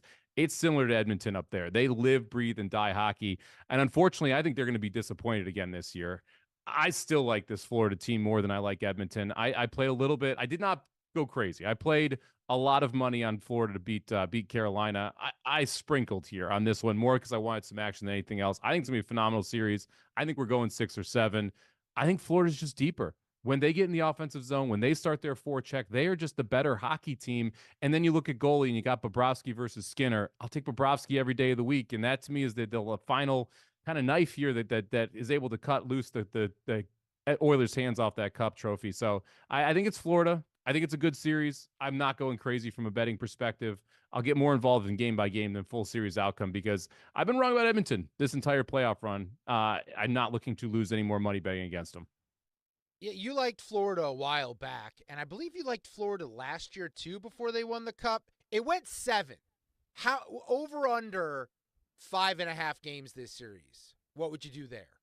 Over 5.5 games. There's a goal total for the series, 35.5 goals. I bet that over as well because I think it's going to be a longer series. And we had 2 9-goal games last year. This is not going to be a low scoring series. There is going to be offense on both sides here. You've got McDavid and Draisaitl in a very good power play for Edmonton against what is a team that likes to get penalized in Florida. You've got depth over on the Florida side that is going to bang on these Edmonton defensemen and be able to beat Skinner. I think you see a long series. I think you see goals. I'm like, if you like a team in this series, just lay the goal and a half. I think you're going to see 5-3, 6-4, 5-2, 7-1, those type of finals. I don't think you're going to see the same overtime drama until maybe game 6 or game 7 when we really see this series tighten up. And because of that, I'm taking a shot for Conn Smythe as well. Give me Sam Bennett at 30-1 to win the Conn Smythe Trophy. You got to remember the Conn Smythe is the MVP of the playoffs, not just the Stanley Cup Finals. So what you have done up to this point matters as well. He's leading the NHL in goals in the playoffs with 10. The next highest player in the series is Leon Draisaitl, who's got 7. He's the second leading point scorer on Florida. If this is a higher scoring series, Bobrovsky, who's your favorite if Florida wins, probably not going to win the award. It's going to be who can really chip in on the offensive side. To me, that's Sam Bennett. If he scores 4 or 5 goals in this series and they win, I think it's going to be very hard to deny him that award. And the 30-1 price is a pretty nice one. Leon Draisaitl is 29 years old, and he's on his way, obviously, to the Hall of Fame. Can you guys think, across the 4 majors, of a comp to Draisaitl, where if you didn't have that dude in front of you, you're then considered the best player in the league, like, on the same team? Like, it can't be Jordan Pippen. I think there's too much of a chasm. I think it's closer with McDavid and McDavid's the best player on the planet. It's not a question. But Draisaitl is improbably good. There's probably like a Duncan Robinson comparison you could make, except Robinson was so much older than Duncan was at the time when he joined up for the team. You could say like a LeBron Wade one down in Miami when those two of them joined up. But it is, look, Leon Draisaitl would be the best player on every single other franchise's team except for one. Right? Nathan McKinnon probably better than Draisaitl. Maybe McKinnon. Outside of him, he would be the best player on every other team in the NHL. I mean, it's crazy to think about. Ohtani Betts?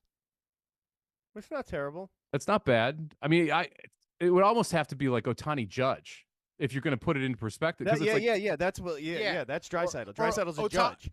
Yeah. Or Ohtani the hitter, Ohtani the pitcher? Just Ohtani.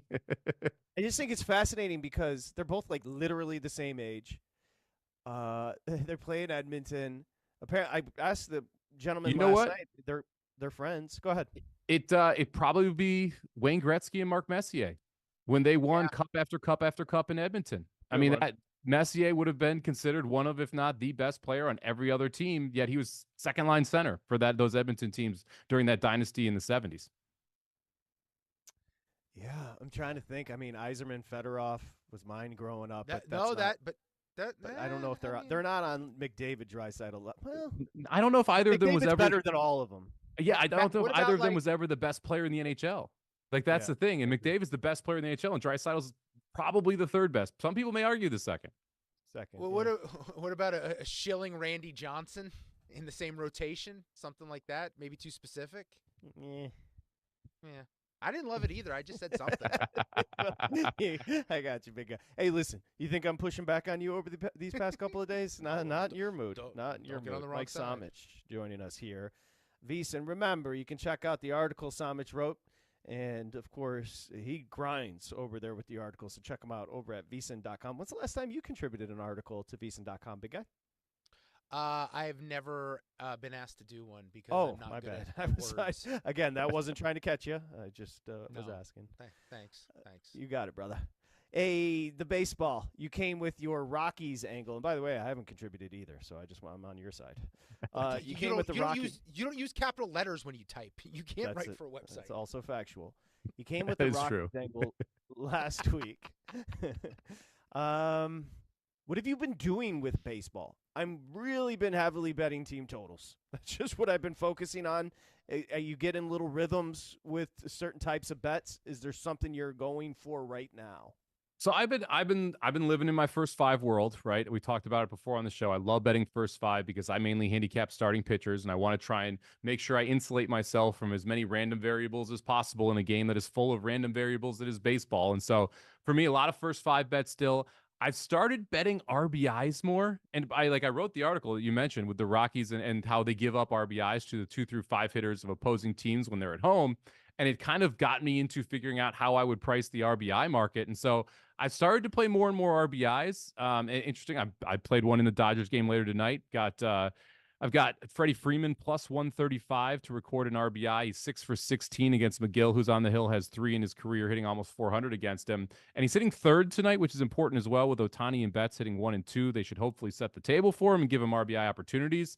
But it's interesting how it's priced because you got to figure out where in the lineup these guys are hitting before you bet it, and that drastically adjusts the price. So, for instance, let's say Freeman was hitting 2 today instead of 3, and I wasn't Ohtani leading off. His price I would have closer to plus 145, plus 150. So 10, 15 cents switch just by one position in the lineup and who's in front of him. Because with RBIs, the probability of someone being on base and being in a scoring position matters. Because it's not only do you have to get a hit, but you have to get a hit with someone on base in a place where that they can score. And so the situational spots in lineups drastically fluctuate it. I don't want to bet guys in specifically the 1 hole, but also the 2 hole to try and record RBIs because the opportunities become limited because of who you are hitting with on base when you are coming up later in the game. Yeah, Mike, baseball's been weird. I don't know about you. I can't hit a home run prop to save my life. I'll do like total bases, and I'll have a good run with total bases. I'll go, you know what? I'm locked in on these guys. Let me just add a little taste of like 4-1, 3-1, whatever it is on home runs. Never happens. I'm like 0 for 100 home run props. But big picture for baseball right now, I'm curious. How many teams legitimately do you think could win a World Series? Because the number may not be going to a second hand if I'm counting. Oh, that's a great question. Let's just do it in real time here. So the Yankees, the favorite, plus 280.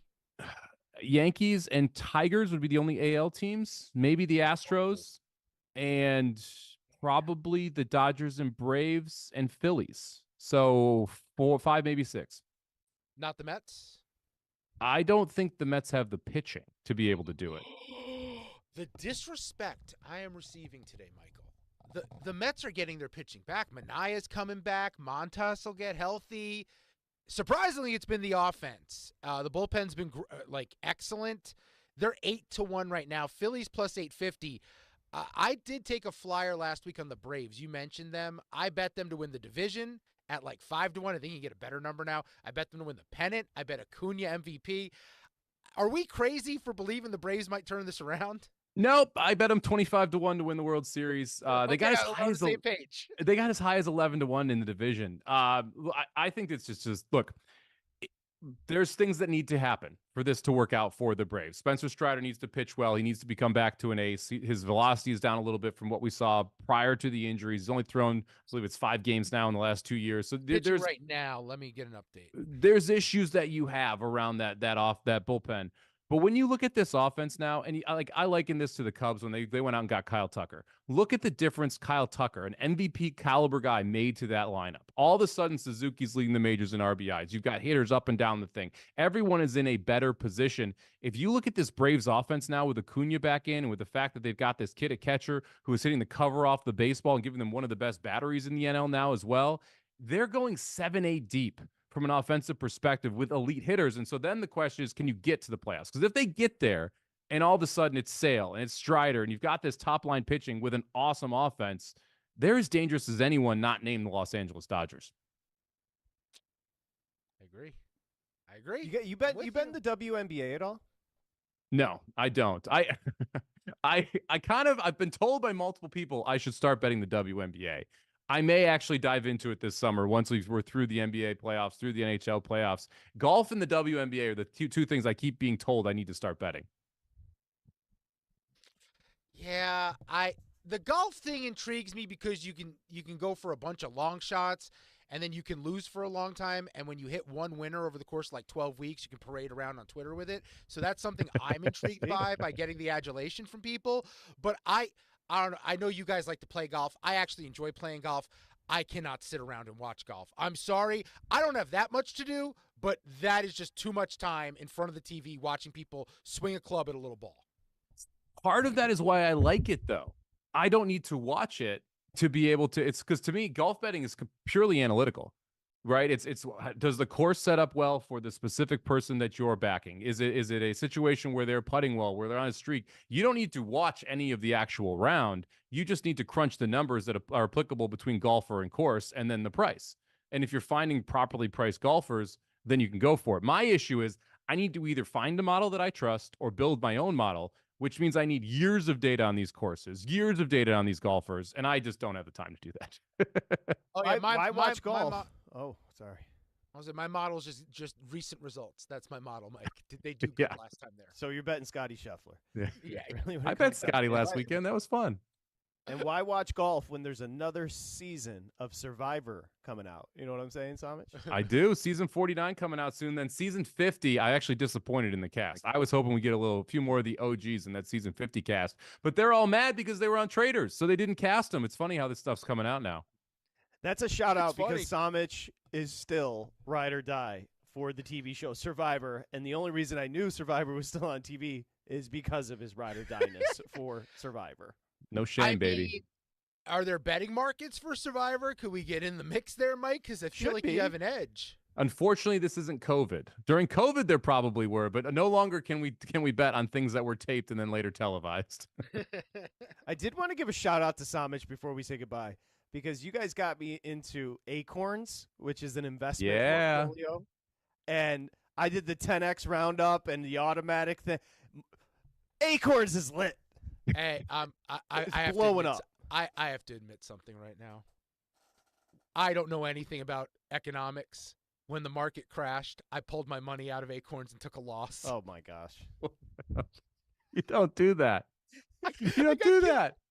You realize how much did you lose? Like $300. It wasn't that bad. You realize it's higher than when you pulled it out now, right? That you have all that and more back. Plus. I knew I was wrong, and I panicked like the sheep that I am. You should have just any time that you have an opinion on a stock or the stock market, Dustin, do the opposite thing. You should have just put more in, and then you'd be flush right now. I should fade myself. Yes. I should fade myself. It's like NFL Sundays all over again. VSiN is at the track on Friday. Samich, and I'll be joining Mike on Friday and Saturday. VSiN at the track, the road to the Belmont. Now, Friday we're going to be on 11:15 West, 2:15 East on VSiN's YouTube page. That's VSiN Live. You can get in the chat. It's a ton of fun. I love watching Mike and Aaron do it. Thrilled to be joining Mike this week. And then on Saturday, we're going to have a special Belmont broadcast. The timing, I'll tell you literally tomorrow once I find out exactly. But right now, tentatively, 2 to 5 West. I'm pretty confident it's going to be 2-5 West, 4-8 East. 5-8 East. I'm sorry. VSiN host, professional, better part of the family. Thank you, Sam. I'll get back to your family. Appreciate you. You got it, guys. Have a good one. Okay, thank you. We'll come back with your calls. Also, Tibbs is out, New York. I do want to dive into, I mentioned this at the top of the program. The hottest team in the NFL right now as far as divisional betting is pretty fascinating. And I actually agree with it. We'll discuss that. It's VSiN Live, Mad Dog Sports Radio. This is VSiN Live on Mad Dog Sports Radio with Patrick Meagher and Dustin Swedelson.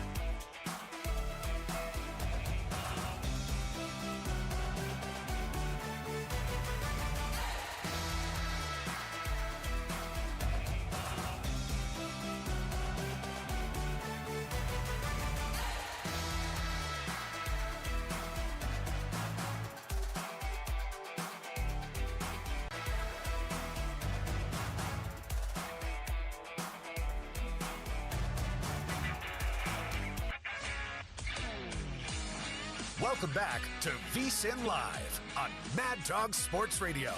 Here's Patrick Meagher and Dustin Swedelson. Okay, the NBA Finals are set. It's the Indiana Pacers and the Oklahoma City Thunder. Your home for every moment is SiriusXM NBA Radio Channel 86. We'll bring you coverage From every home game starting Thursday in Oklahoma City for Game 1, join NBA Radio right now as we get you ready with exclusive interviews, expert analysis, and insights from the legends around the league. Stay locked in for every play, every angle, and every story of the NBA Finals only on Channel 86 or wherever you are on your SiriusXM app. We do welcome you back, VSiN Live, Mad Dog Sports Radio. I just got sent the division odds NFL-wise, which we'll get into.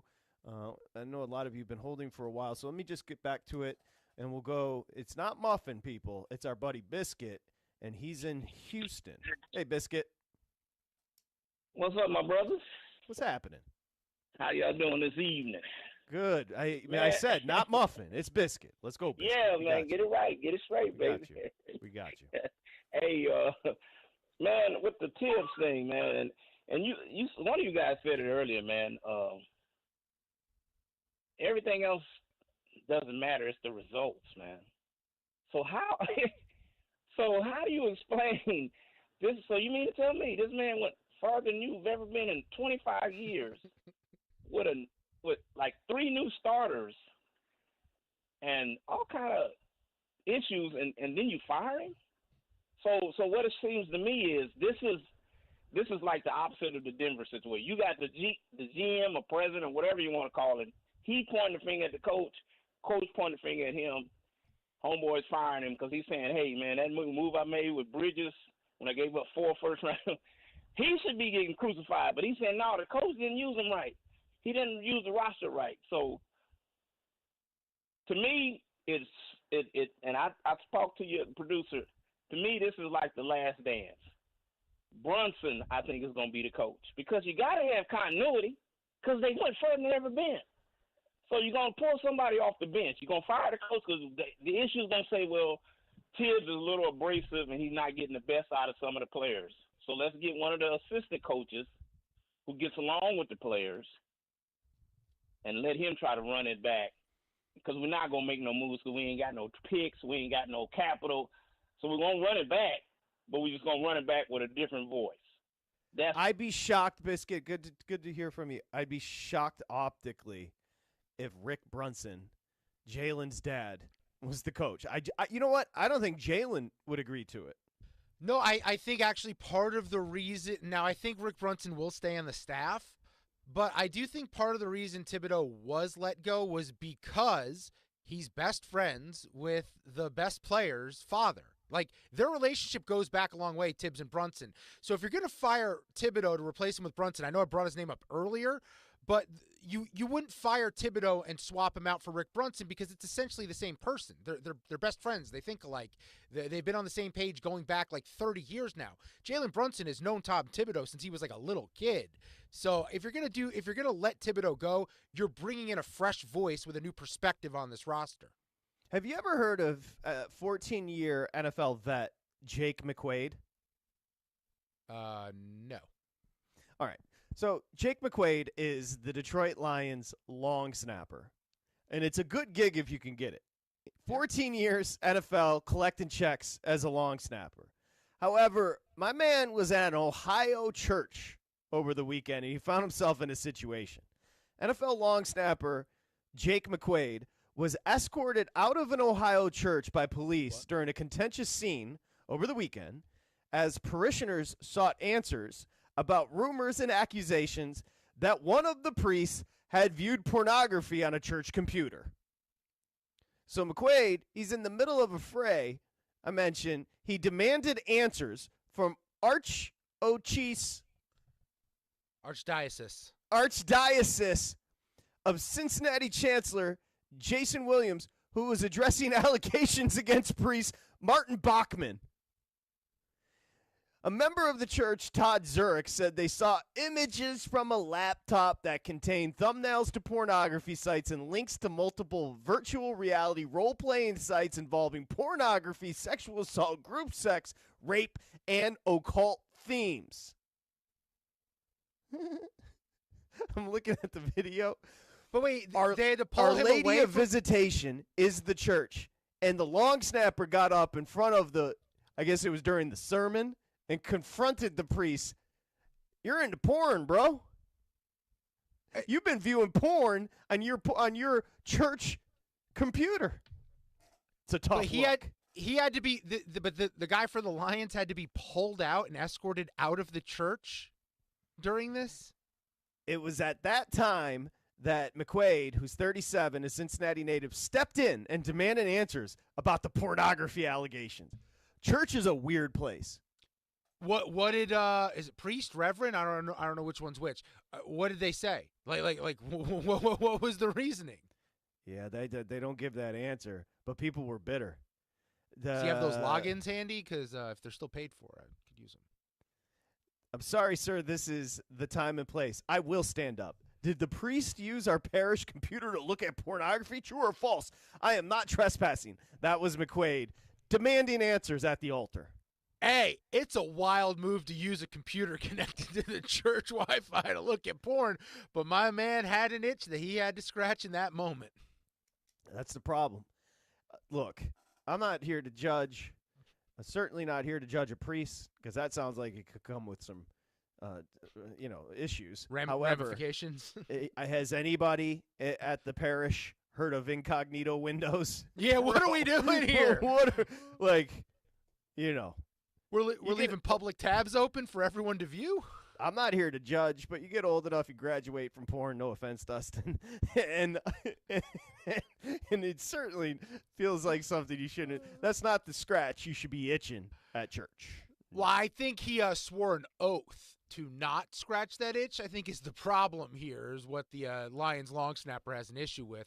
Quite a move, though, to call him out in the middle of a sermon, though. I mean, yeah, can you imagine being so self-righteous? Can you imagine being so self-righteous that you're literally publicly shaming somebody? It's just so ridiculous. Yeah, you were offended because you went digging and found the porn on the computer, and you also don't know if someone else used the computer. I don't know what we're doing here. When we come back, I want to look at the NFC North odds, and that's my segue. Look, the Lions are down bad, and now we've got an anti-porn long snapper. This season is going downhill quickly. Coming back, VSiN Live, Mad Dog Sports Radio. On Mad Dog Sports Radio with Patrick Meagher and Dustin Swedelson.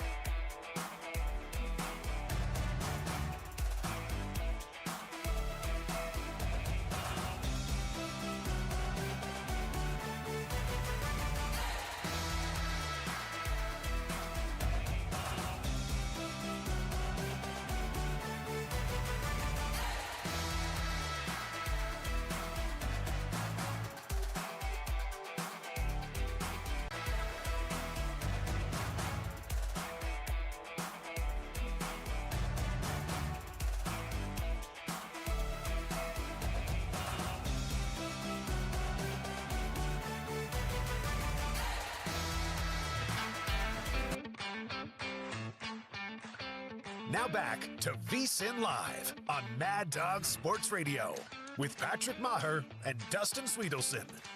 All right, coming up at the top of the hour, we are going to be discussing the Pittsburgh Steelers. I feel like it's that time because you told me that by the end of the week, Dustin Swedelson, I'm Patrick Meagher here at VSiN Live, Mad Dog Sports Radio. Alan Saunders from Steelers Now, he's on the beat there in Pittsburgh. You told me that a Rodgers decision is coming by the end of the week. Can you clarify?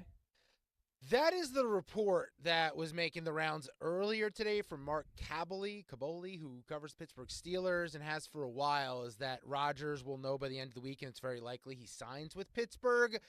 It feels like it's been inevitable, but I think you and I are in a minority camp where we believe they should just throw Will Howard out there and see what happens. Yeah, we'll get into that division and the Steelers and just get big picture on them heading into the season. But quickly, we were talking yesterday about the Lions, and I do have expectations that they'll take a step back, and we talked about it because Frank Ragnow, who arguably the best center in all of football, retired at the age of 29. That's a big hit. We also know they lost their offensive coordinator, defensive coordinator. Let me just quickly say this. You look at last year's NFC North, Dustin, the Lions finished 15-2. We were all over the Lions last year. Why? They played every single game in a dome. Their schedule set up perfectly. But if you take a look at the rest of the division, Minnesota was 14-3, Green Bay was 11-6, and Chicago was 5-12. Now the expectations are Chicago's going to take a big step forward. When I'm talking about Ben Johnson, remember, I'm telling you, they scored 33 points a game. They were second in yards, first in points. They were scoring 33 freaking points a game. And you're losing that production offensive coordinator-wise. He just had Jared Goff puppeteered on a string. The new guy that's coming in, he was just an advisor with the Denver Broncos. I think he had spent a year in 2002 on the Detroit Lions staff, so maybe there's some familiarity. But Ben Johnson wasn't calling plays in 2022. So there isn't necessarily like the framework or the skeleton of the offense that Johnson runs. This isn't familiarity with a guy that's never called plays coming in to run the offense. I'm concerned. I want to go through the NFC North odds, but 33 points a game, I guarantee that dips this year with a new OC. No, look, there's a lot to be concerned about because you're not just having to start over on offense, you're starting over on defense. And this was a build. This was a year-over-year thing with this Detroit offense where they became so explosive, so dynamic. Ragnow played a big part of that, but Jared Goff is not an excellent quarterback. He is mid as mid gets. Now he has a live arm for a mid quarterback. You have to scheme him up right. Ben Johnson, over the course of a few years, had figured out how to use him. Now we're starting from scratch again. We're starting at square zero. Even though the weapons are nice, we don't know what the results will look like. Yeah, I think the Goff thing is one thing. And Tony in Detroit, our buddy, I apologize, but I think in 2024, 2025, Ben Johnson's biggest asset is his ability to use the run. And so Goff, coming off the run, was so successful. That makes it so much easier for a quarterback. The division right now, the North, the Lions are plus 130. The Green Bay Packers, I'll just say this. I think the Packers, the Vikings, and the Bears are all better bets. The Packers are plus 270. Vikings are plus 375. And the Bears are plus 425. I don't think there's value on the Lions at plus 130. No, there isn't because everyone else got better. They got worse. Everyone else got better. And if you're going to look at the Vikings with the plan in place, with J.J. McCarthy taking over, however you felt about him as a prospect, you have to put that to the side now because he had 1 year to learn in the NFL. And oh, by the way, that's a quarterback on a rookie deal where they've been able to load up on defense. And if Kevin O'Connell's signing off on a rookie quarterback or a second-year quarterback in McCarthy to take the reins over after Sam Darnold did what he did a year ago, the Vikings are a team I am more scared of the Vikings than I are of the Green Bay Packers this year. And Tony laid it out yesterday. The defense is coming back healthy. Hutch, Tony, this is something I'm concerned about with Hutchinson. He's not ready. And if you've seen the videos posted on social, I don't know if he's going to be ready. That broken leg is taking some time. Feels like you need it. Feels like you need it for the explosiveness. By the way, he played like a couple of games and finished with 7 sacks. So he was a monster when he played. No, he's awesome. The D-line's awesome, but still questions about that secondary. That secondary got lit up when it mattered the most. And if he's not 100%, what's the push up front, and how bad do those corners look in critical downs? They got exposed against Washington, both offensively and defensively. The worst player in the game, it's really not a question, was Jared Goff. 3 picks. Yes, and that's the problem. Everyone that's the problem was with worse. Jared Goff. Everyone was worse than the previous one. So, anyway, I just wanted to lay out that division. We are going to come back and talk the Steelers with our buddy Alan Saunders.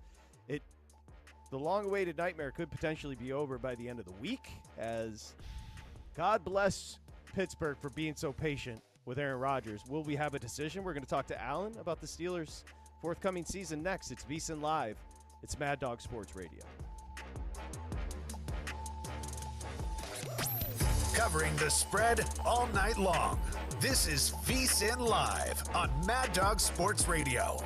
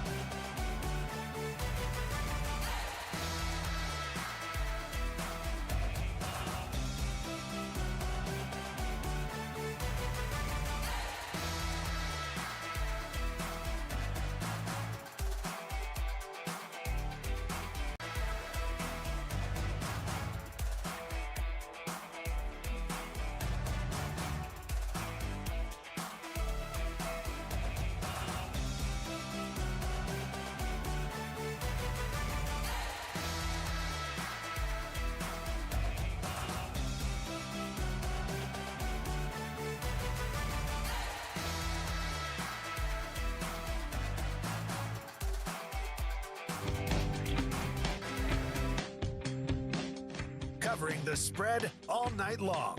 This is VSiN Live on Mad Dog Sports Radio. Here's Patrick Meagher and Dustin Swedelson. Okay, we mentioned at the top of the show college baseball to bet right now. You've got the French Open to bet. You can find all those plays plus the NBA, NHL, baseball over at VSiN.com/subscribe. Become a pro, and you can do that now for $9 through August 1st when you use the promo code SIRIUS, SIRIUS. Just go to VSiN.com/subscribe and use the promo code SIRIUS as we welcome you back here on VSiN Live. Dustin Swedelson, I'm Patrick Meagher. A gentleman we've talked to many times about the Pittsburgh Steelers, does a great job covering the Steelers. SteelersNow.com on the beat. Alan Saunders at Alan Saunders _PGH. Maybe we'll start a little differently because you were talking about going to that beautiful park where your Pittsburgh Pirates play. The in-laws are coming in from Philly. Yesterday we were having a conversation about small markets, and somebody called up and said, you have to include the Pittsburgh Steelers and Pittsburgh as a small market. And then I looked up the numbers, and I had no clue that it was a smaller market. For some reason, when I think Pittsburgh, I think big market. Do you view Pittsburgh as a smaller market? Absolutely. Now it's a market that really punches out of its weight class in football. I think that's the thing. But the economics of the leagues are different. The Penguins were hot and cold until they got a salary cap, and now I think they're in pretty solid footing. But I mean, they had to be rescued multiple times from bankruptcy and nearly moved to Kansas City and all kind. I mean, it's a football town. It's a really great place for football. It definitely is not a small market for football, even though it is a small market, just because it's a football obsessed place. But it's not that big of a city. That's for sure. Dustin, Yeah, can I just follow up? yeah. Let me just follow up because I've always said this to you, Dustin. And when I lived in New York City, there would be bars for specific teams, and far and away the best fans that I ever walked past were the Pittsburgh Steelers fans. Like they had the towels, and I'm talking I went to Detroit Lions bars, I went to Seattle Seahawks bars, but when I would go to a Pittsburgh Steelers bar, it was just electric. By far the best fans in the NFL, in my opinion, Alan. When we did on my podcast, we got to I don't remember what it was, maybe 10,000 subscribers on our YouTube channel or something like that. We did a whole day of giveaways. We're just giving stuff away all day long on the pod. And the sucker, I guess, was the guy that had to go to the mail, take everything to the post office to send out all these giveaways. I don't think I mailed anything within a 5-hour drive of Pittsburgh. I was sending stuff to Utah, to Idaho, to to Taiwan. They're everywhere. It's not just Pittsburgh. Yeah, I'm actually the one thing I'm jealous of is that all the teams in the city, the pro teams, all have the same color scheme. So you can go from one to the other and mix and match and wear all the swag at once. But I'm curious, as someone who covers a team, travels with the team, Patrick mentioned being in New York City and seeing Steelers bars. I lived in DC and saw Steelers bars, lived in LA, Steelers bars. They're everywhere. What city outside of Pittsburgh do you notice the fan base is the strongest because they're such a big national brand? I mean, when you travel, I think the West Coast games, because they're rarer.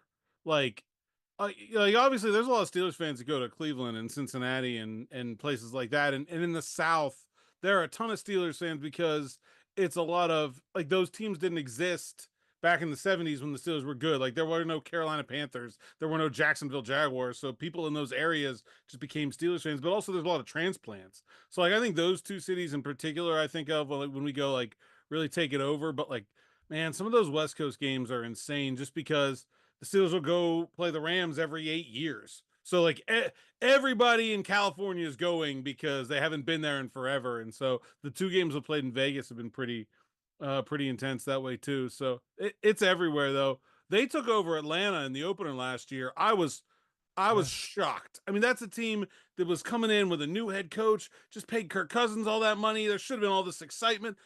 Half the stadium was black and gold, at least. It was crazy.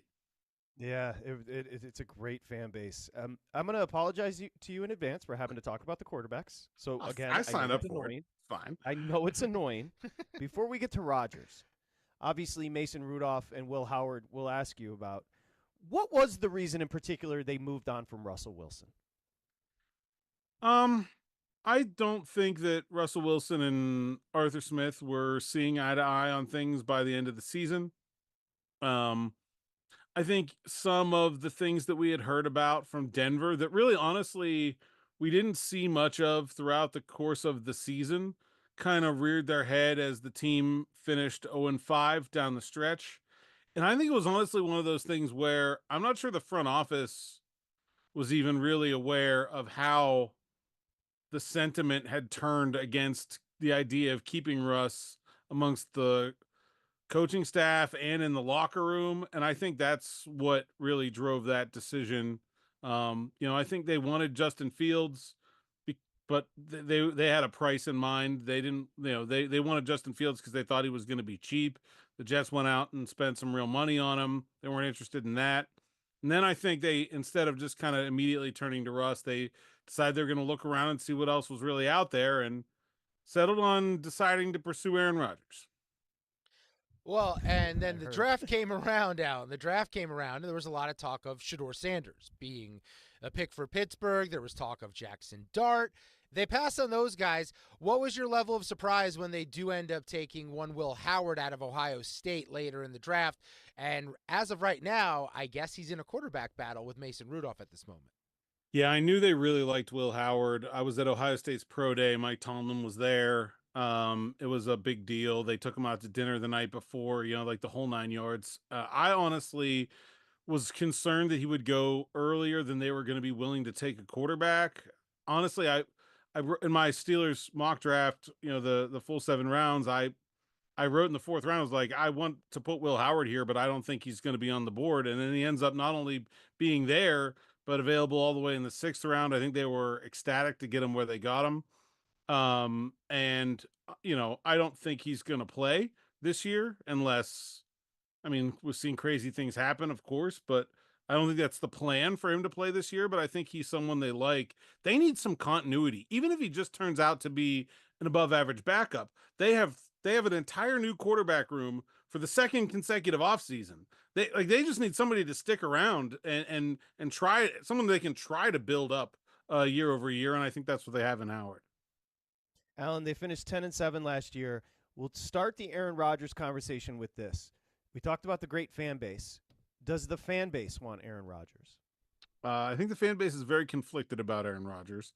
I think the fan base will talk themselves into Aaron Rodgers when he signs, but they're very there's a lot of consternation right now about this process and it dragging on, and I think people just want to know if he's going to play for him or not. And I think once they get that answer, they'll be okay with it. But right now, I'm not sure he's like the most popular figure in the fan base. How about the locker room? Because there has been a few quotes making the rounds, and it feels like they are coded and intentional in the words that are being used by members of the Steelers. Do you believe the locker room wants Aaron Rodgers on the team? I think the locker room would generally be fine with it. Now, if he doesn't go to minicamp, like no one has said this to me. I'm not like quoting someone here, but just my feeling is that is a line that will be crossed that will cause some hurt feelings. Not to say they couldn't be overcome or anything like that. I don't think anybody cares about him not being at OTAs.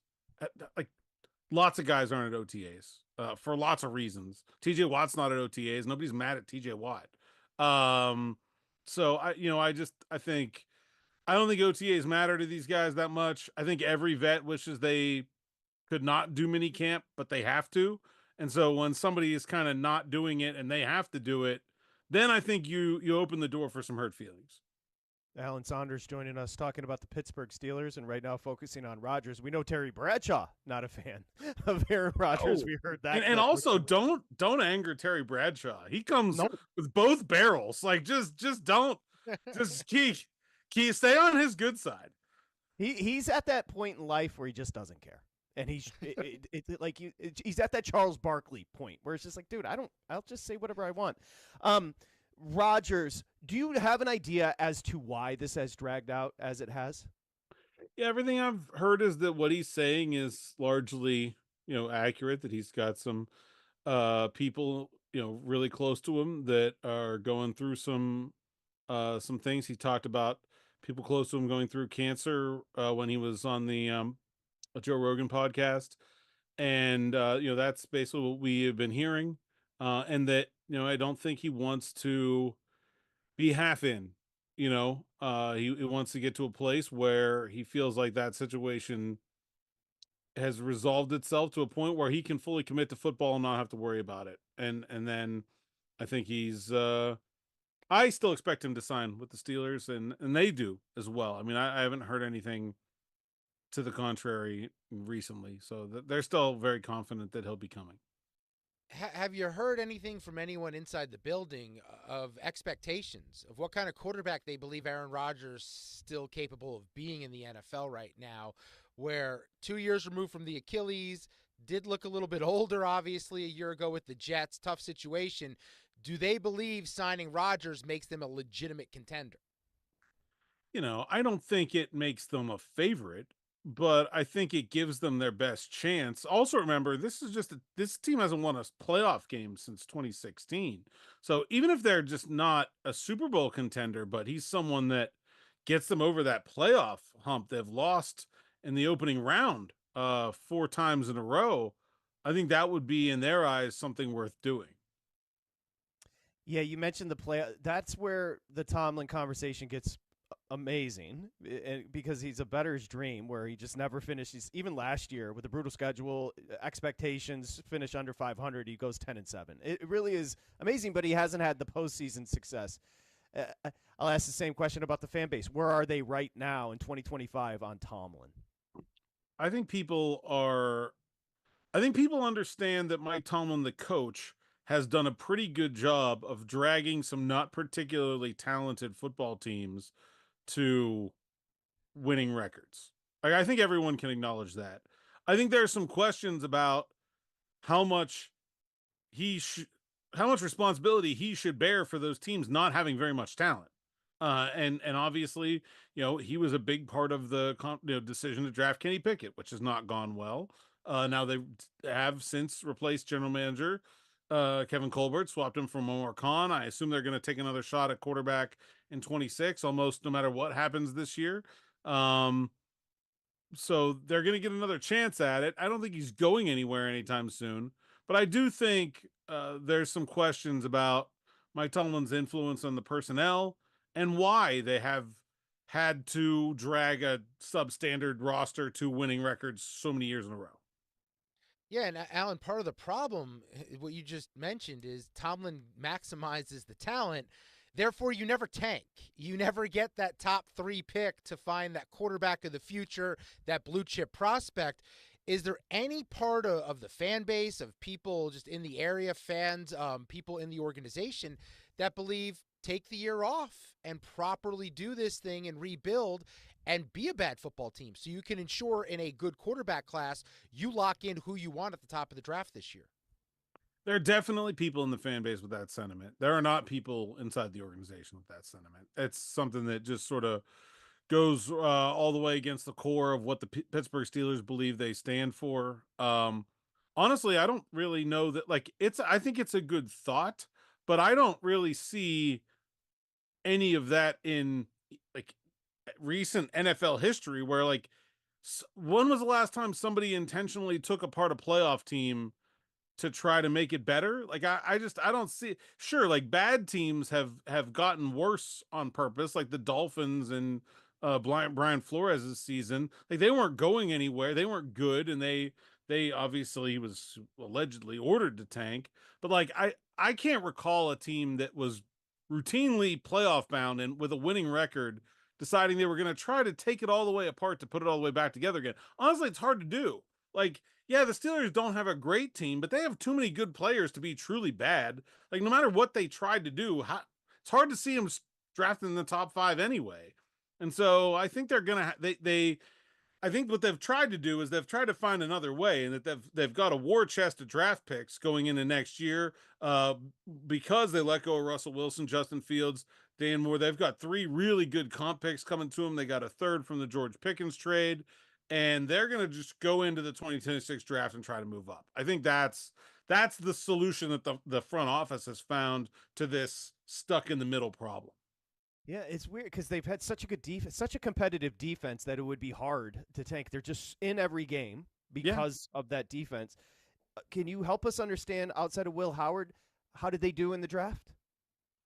I really love Derek Harmon, the first-round pick. I mean, he just feels like another Cam Hayward, and he gets to learn from actual Cam Hayward, which is such an awesome thing for defensive linemen. You big guys always take a long time to develop, I feel like, and he's going to get to kind of learn and watch from one of the best to ever do it. I think that's a great situation for them. They really, when Omar Khan and Andy Weidel took over running the draft and that kind of thing 2 years ago, they really said, okay, trenches first. And they had a number of high picks on the offensive line, 4 guys in the top 4 rounds of the previous 2 drafts. And this time they went with 2 defensive linemen. I think it's a great strategy. I love the players, Harmon and Y.A. Black from Iowa. And then, down the board, I think they've got some interesting guys. I don't Caleb Johnson, I think, was undervalued in the draft process. I mean, to me, I'm not sure there was a better like first and second down running back in this draft class. There are guys that do more than that, but the Steelers have Jalen Warren, so like they don't need him to do more than that. They drafted exactly the guy they needed for Arthur Smith's offense. It's like, what if Najee Harris was a little bit smaller and a little bit faster, but just as tough and younger? Oh, okay, great. I think they're in really good shape there. We'll see about some of the other guys. Jack Sawyer's an outside linebacker. They don't miss on those very much. I'd assume he'll turn out to be another good one. Yeah, Caleb Johnson, 30-1 offensive rookie of the year. I think for people looking for long shots, he's interesting because of the role in the offense. He does feel like a Steeler. If you watched him at Iowa, like the running style just feels very Pittsburgh Steeler-like. But the offense, they're looking for weapons right now. That's all the reports I keep seeing. Yeah. Now, they did trade a weapon a few weeks ago in George Pickens. What kind of caliber are we looking for when it comes to this weapon they're looking to add? How high-end do you believe the market to be? I mean, I think they're trying all the way up to the top, but I don't know what they're going to come down with. Not a lot of players are getting traded this time of year. They're talking to the Dolphins about Jonnu Smith. They're bringing in Gabe Davis for a free agent visit. I know they've kicked the tires on a number of different players and situations. They've talked to the Packers, who seem to have a surplus of wide receivers. I know they talked to the Saints. I'm sure they've talked to a half a dozen other teams. They're trying. I don't know. They did get what they needed in terms of some draft capital for George Pickens and stuffing that war chest for 26 by waiting to trade him when they did. But they also kind of put themselves in a position where they're behind the eight ball in terms of receiving options. They don't have a lot besides DK Metcalf. Calvin Austin had a pretty okay season last year. Roman Wilson did not, but a former third-round pick and someone maybe they still think can be something, but that's not exactly a group to hang their hat on. I expect them to add to that group in some form or fashion, but who knows how it's going to go down. Pickens is very talented. Why does it feel like it never really settled in for him in Pittsburgh? It's all just behavioral stuff. I don't think that the talent was ever in question, but it was, attentiveness in meetings, showing up for meetings, showing up late for games, being so volatile in his emotional comportment that they had to assign a player per game to be his essentially sideline babysitter. Showing up to the Cowboys game last year on national television with the F word on his eye black. I don't know if you guys have ever met Art Rooney, but I think you can imagine how he would have felt about that. Like, this is just not a guy that fits their team. I was talking to Evan Hull today at practice. He's a running back, was on the outs with the Colts out of Northwestern, sort of bottom of the depth chart guy. And I said, why Pittsburgh? And he said, it's a place where I feel like I fit in. I'm a hard-nosed guy. I just want to come to work. I don't care about glitz, glamour, flash. Like, this is a place where I can see myself. And I just don't think there was ever that kind of personality mindset fit between the Steelers and George Pickens. And what's weird about the Pickens thing, Alan, is Tomlin and the Steelers have such a strong track record of keeping guys who are disgruntled happy until they leave Pittsburgh. We don't often see it happen while they're still in a Steeler uniform, right? Like Antonio Brown, other guys down the road, they leave and we hear about that stuff. It doesn't normally happen there in Pittsburgh. So just curious, when you look at their win total this year, it's set at 8.5. And it is juiced where the unders, where the sharp action is at -130. Do you believe this is a team capable of winning 9 games with Aaron Rodgers? I definitely think it's capable of winning more than 9 games with Aaron Rodgers. It's a difficult schedule. I think we have to acknowledge that. But also the Steelers have historically done really well in their division. So I think you look at the games and you think, oh, Cincinnati and Baltimore, yeah, they're probably on paper more talented teams, but I don't think anyone should be expecting the Steelers to go 0-4 in those games, or honestly, even 1-3. I think the Steelers hold their own against the teams in their division at a really high level, and that's one of the reasons that they're always in contention, is that you just don't see them get beat by the teams that they're familiar with. They got some travel. They got to go to Ireland to play the Vikings early. They have a week 5 bye, which is not what you want to see. The end of the season is definitely difficult. Stretch again, but I just feel like for me to go under 8.5, I would have to see a way worse team. I think they can go over 8.5 even with Mason Rudolph. I'm not saying I would bet it, but like I think they're certainly in the coin flip territory for me of being able to do that. I just have like they're not going to lose that many games with Mike Tomlin, and I'm not going to believe it until I see it. And this team, while not great, is not that bad either. Are there issues with TJ Watt? I feel like I see his brother speaking for him, but I haven't heard from TJ. Is there anything going on there? Yeah, we haven't heard from TJ. It's a little bit strange. The Steelers historically have waited until the very end of the offseason to deal with their internal free agents, players that need a contract extension. They do that for a number of reasons, one of which is they want to just maximize the way the cap lands. You know, they don't know what they're doing at wide receiver. They might be adding a tight end. They haven't signed Aaron Rodgers yet. There's a lot going on, and they want to have all that sort of done before they go and decide, okay, how much of TJ Watt's money needs to be in 2024 versus the future. Everyone I've talked to in the Steelers says this is going to happen. And that not only that, like I just look at the sort of like, okay, Myles Garrett got $40 million. How far from Myles Garrett could TJ Watt possibly land? Like, even if you want to say, okay, Myles is a year younger, slightly less injury prone, even if you want to try to get him under that number, which I probably don't think will happen, like it can't be that much below. I mean, he's been more productive than Garrett over the last 2 or 3 years. So, I mean, I feel like the dollar figure has been sort of decided for them. They don't have that much to negotiate. So like everything I'm hearing from the Steelers is that it's not going to be a difficult negotiation and they haven't really gotten into it yet, but it does feel like for some reason TJ has been a bit miffed by the pacing of this process. I'm curious about the offensive side of the football. I just want to go back to Arthur Smith because we've seen him have success with guys like Ryan Tannehill. And then as a head coach, he's in Atlanta and he forces the Desmond Ridder thing over and over again. What were the takeaways year one of Arthur Smith as the OC there in Pittsburgh where he was up against it having to use 2 quarterbacks? I mean, I think you look at what he did with Justin Fields and really, I think, got the best anyone's seen out of Justin Fields. And there's some reasons for some optimism that he can be a guy that can elevate a quarterback, which he did not do in Cincinnati and Atlanta. But it's not like any of those guys have gone and done more without him either. It's not a collection of when you look at the end of the career Matt Ryan and then it goes downhill from there in terms of guys like Heineke and Mariota and then Ritter. Like, just doesn't seem like to me he had a lot of talent to work with. I think, they did better.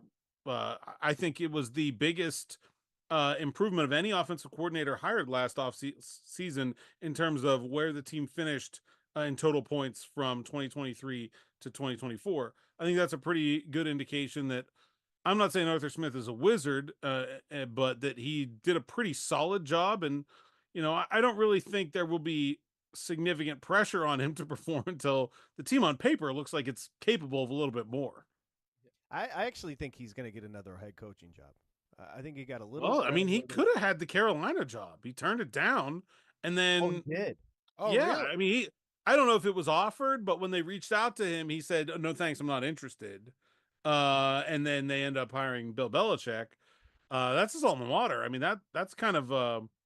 So, I mean, he interviewed for the Jets job, I believe. I could absolutely see him getting another head coaching job. Yeah. He has just a great way of holding himself, and he's like one of the things the Steelers really value is like stability as an organization, and I think he was very much seen as someone that is just stable and solid, and you can trust him with a lot. And I think Mike Tomlin puts a lot on his offensive coordinators. He's a defensive guy. There aren't that many defensive head coaches left, and he wants that person to sort of run their side of the team like a head coach almost. And I think Arthur Smith's really quite good at that. Yeah, he's got a good temperament. All right, we'll say goodbye with this.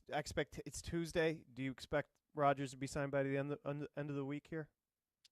The end of this week, no. If I was going to If I was going to circle a date, I would say Monday.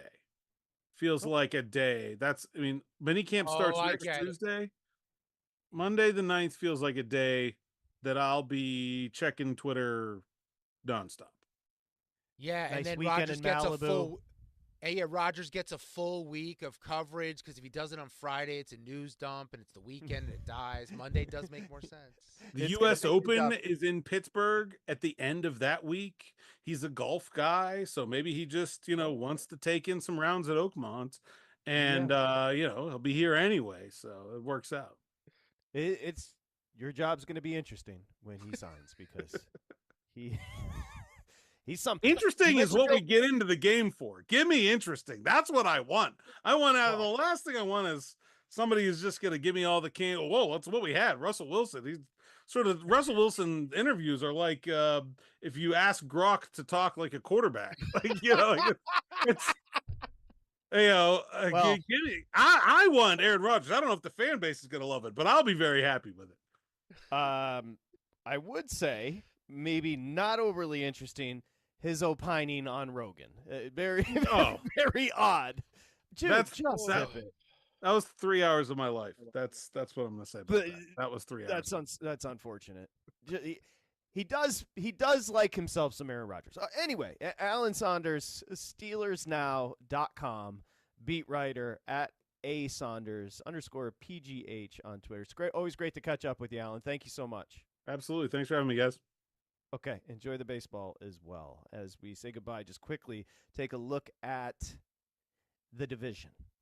Okay, Steelers finished 10-7 last year. It's so funny.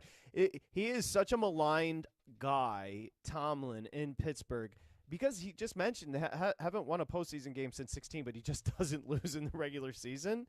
And here you go as far as the division. Obviously, the Baltimore Ravens are big-time favorites, -145. The Bengals are your second betting favorite at +225. The Steelers are 5-1, and the Cleveland Browns are 25-1. Yeah, I mean, we'll just do what we always do. We just keep betting the Bengals at a plus price, hoping that this is the year that Burrow stays healthy. They have a defense. They protect their quarterback. Like, that's it at this point in this division. Pittsburgh, I mean, we talked about it last week, and I still can't get it out of my head that, like, playing Will Howard is the best of both worlds. You either fell ass backwards into a quarterback who can play, and somehow he makes the postseason, and you build on it year after year with that rookie deal, or he's horrible, and you have the first pick in the draft next year with a loaded defense, and you can choose whichever quarterback you want. I actually 1,000% agree. It's perfect. It's perfect. You just heard you're loaded with picks next year. What is the point unless you view him as your 10-year backup? What is the point in drafting Howard if not to see maybe we hit something here? And by the way, if you hit, you're then paying him fourth-round price for the next 4 or 5 years. Like, that is no-brainer. Yeah, and if he stinks, you find someone who's a blue-chip, 5-star, can't miss at the top of the draft. You control that, and now you've rebuilt properly. But as long as you do this thing where you try to be that last wild card team in and not win a playoff game, you're just going to keep repeating this cycle over and over again. You can either be going for it or you could be stinking. Right now, you're caught in the middle, slightly towards going for it. Who did they lose to in the postseason? I don't even remember, to be honest. Well, I you shouldn't remember. And I'll tell you why you shouldn't remember. Was it Baltimore? I don't even feel like they tried. That was indicative. That was not a great look for Tomlin. It was Baltimore. They lost 28-14. I just remember that back end of their schedule. It was brutal. So week 15, they had a Sunday game December 15th at Philly. Then 6 days later on a Saturday, they're at the Ravens. Short turnaround on Christmas to take on the Chiefs. And then week 18 versus the Bengals on a Saturday. No, it's brutal. It's horrible. It's horrible. And they made the playoffs. Last year was the year. Last year was the year everyone believed that they would miss the playoffs finally. They'd finish below 500, and somehow Tomlin made it happen. Bro, dude, didn't he make the postseason with Duck Hodges? Yeah, I'm pretty sure he did. That's a My man's out there with duck calls. Oh, when we come back, we got baseball to bet, including your Mets. McGill, Kershaw on the bump. 9 is the total. We might be going over. And speaking of betting divisions in the NFL, there is by the hottest team. Now, I think when I give you the team, you're going to be like, oh, yeah, that makes sense. But you're not going to come up with it thinking about it during the break. This team is the most heavily bet in division. We'll come back and discuss. It's VSiN Live, Mad Dog Sports Radio. This is VSiN Live on Mad Dog Sports Radio with Patrick Meagher and Dustin Swedelson.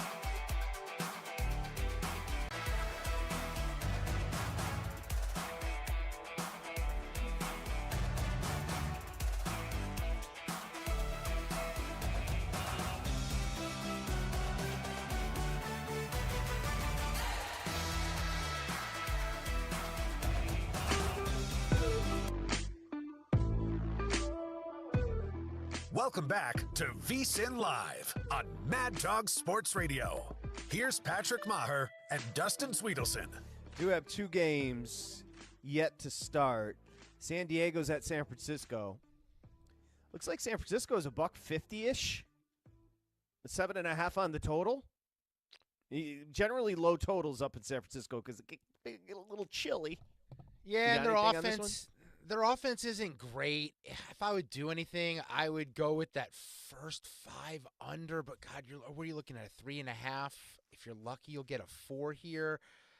Maybe under 7.5 on the game, which is always dicey with extra innings. And the Padres throwing a guy named Ryan Bergert on the bump.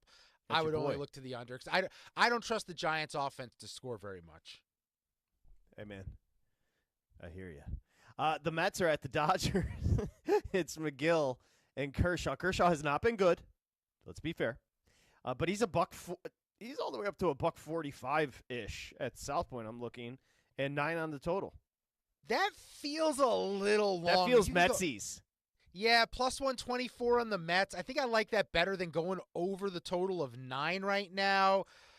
I have concerns about Tylor Megill. Tylor Megill's got a big arm, big guy, like 6'8", 6'7", throws hard. He started out red hot, was mowing teams down.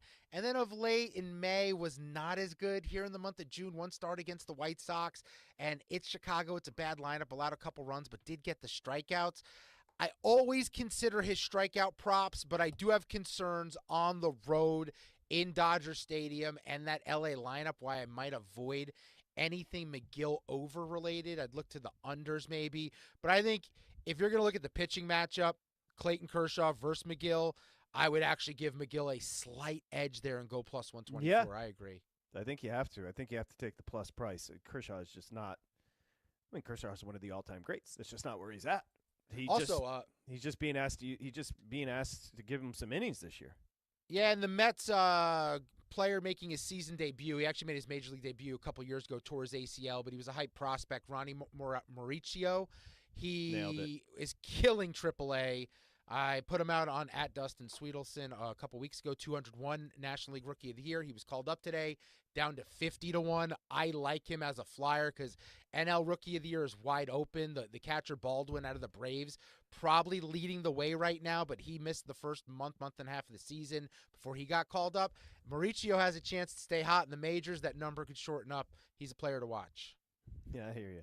Hey, Mookie Betts does return to the Dodgers lineup tonight after missing 4 games with that bum-ass toe. You know what? I feel like we all, undersell someone injuring their toe, and then you stub your toe, you break your toe, and you realize just how much you use that little thing. You're welcome. I mean, why would you insinuate that I underestimate – the hardest F-bombs I've ever dropped are middle of the night stubbing my toe. That's true. That is an F. It's the lingering of the toe injury that you just kind of assume is going to go away. Toe injuries are tough because you hit it and you got about 0.7 seconds in your brain to be like, this isn't good, and then it hits. No, it slaps. It's kind of like getting hit. It's kind of like getting hit in the nuts. It's a very similar feeling. It's just one's a little bit more intense. You know who had a bad toe injury, ruined his whole career? That'd be one Dizzy Dean. Dizzy Dean hurt his toe, tried to pitch through the injury, was never same again. Changed his mechanics because of it. And then a coach who toes did him in the end. That was Rex Ryan. I cleaned up that Dizzy Dean part. But I can sleep tonight knowing that info. So hey, by the way, you mentioned hot teams. You can't slow them down. You can only hope to contain the Colorado Rockies, who have won 2 straight. They won in Florida today, 3-2. Hey, that bullpen held on to a lead. They are now well into double digits, 11-50 on the season. Hey. Picked up their 5th road victory. Massive for the Colorado Rockies. I mean, look. You can't play Miami every single night, but they get a 3-game series. Can they get the sweep? That's the question. Early start tomorrow, 9:10 on the West Coast, so 12:10 there on the East. What's the pitching matchup? We'll have Kyle Freeland versus Cal Quantrill. I don't know what the total is, but I'm betting the over. A lot of bad baseball teams. I'm just looking at the teams that have finished today. Well, that's why I asked Mike. I don't know how many teams can win the World Series. And I'm someone who likes to find those long shots. I think the league is horrible right now. Reds are terrible. Nats are terrible. Pirates are terrible. Marlins are terrible. Rockies are terrible. I mean, we can just go on and on. Anyway, Paul Skeens, by the way, had an epic performance tonight. 8 innings, 1 run, I believe 9 strikeouts. He's on a sick run, and the Pirates lost. 1-0. Epic performance. Not an epic personality. Yeah, but, you don't have to develop a personality when you're that good at one thing. Sorry, they lost 3-0. 3-0. Thank you. Everyone was hoping for the correction, I know. Dizzy Dean is in the chat. Yeah. His brother's name, Daffy. Let's get to the calls. VSiN Live, we'll say hi to Ryan in Cleveland. Hi, Ryan. Patrick Mawa, how we doing? What's happening, brother? Well, I would say the only time I would drop a lot of F-bombs is listening to Mike Babchick trying to tell us who to bet on. Is Babs doing betting content? He is. He tries. He's horrible at it. But you always bet the opposite of what Babs, bets, and you're a sure win. He's a legend. Dude, they must have a is. read or something that he has to give out a bet. I can't. That's wild. Anyway, go ahead. Anyway, for the NBA and NHL finals, is it a safer bet to bet per game or just to declare a winner for both? Because I have a feeling the Pacers are going to beat Oklahoma City, and I'm a huge Florida Panthers fan, and I hope they just decimate Edmonton. But will I win more money if I go game to game or if I just take the Pacers and the Panthers and just lay a heavy, amount of money on it? Well, I actually, you know what, Ryan? That's a great question. Here's what and good to talk to you. If you like the Panthers, we were talking to Samich earlier. I put the Panthers at plus 115 the last time I looked. I just, again, value the term, do what you want with it.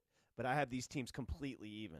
In fact, I don't really care about the home ice and the Stanley Cup playoffs. My opinion would be that the Panthers should be a slight favorite, $1.15-ish. So if you're looking to bet a series there, now you're just going to dance with the favorites in that series. But the money lines are going to be so nominal. So you're going to be a slight favorite at home, maybe a little bit more than slight to open it up in game one. And then it's just once we head back to Florida, they're going to be slight favorites. I don't hate the plus 115. Is that what it's still sitting on the Panthers series price? Yeah, I'm seeing 110 over at DraftKings, still minus $1.30 on Edmonton, total 6.5. We're juiced at the under, minus 125. You know what I'm going to say because it's the playoffs. If you like the dog, and because teams pull their goalies, they're not saying die, there's opportunities for that open net, empty net goal in the final couple minutes of the game. If I like a dog, I want a little taste of minus a goal and a half where you're normally getting plus 1.5. That's the line. I'd lay the goal and a half and get some extra plus money on the Florida Panthers in that spot. Yeah, I'm looking at a book. You can get the Panthers plus 110. So, again, shop for the best number. Now, Ryan, as far as your question about the NBA, and I always give them credit for this, but I freaking love is the Thunder are 9.5-point favorites on Thursday. They're going to win game one. You can, Ryan, if you can get the DraftKings, and I think in Cleveland you can, Oklahoma City wins game one and win the series minus 275. Shout to Samich. That's the price. Yeah. There's seven. Here's the point. There's $7 to win the series. You can't bet that. It really just comes down to, do you think they win game one, 9.5 on the number, and you're betting less than $3? So, Ryan, that's exactly the direction I would go. Thunder win game one and win the series minus 275. Yeah, you're in a tough spot trying to bet the series. I like Samich's approach. It's way better from what you're laying down at the start of the series. If you're going to go game by game, you can't. You can't go game by game because if you do like the Thunder, you're laying 410 in game one. I can't lay 9.5. No. There's no chance. You either lay off it or, again, I like the 275. If the Pacers are going to cover, I think they're going to cover in game one because they're amped up, all the adrenaline, want to prove they belong. And then at some point, it'll hit them that they're just not in the same class as the Thunder, and they'll get blown out of the gym. Again, this is a series. Now, the hockey, I know, is going to be great. Know it. Dial in. It's going to be a slobber knocker. I think the NBA is going to be good. It's just going to be a 5-game series. Yeah, I mean, I don't see it going 6. I do not see a 6th game here. I just think everything Indiana wants to do, Oklahoma City does better. I hear you, brother.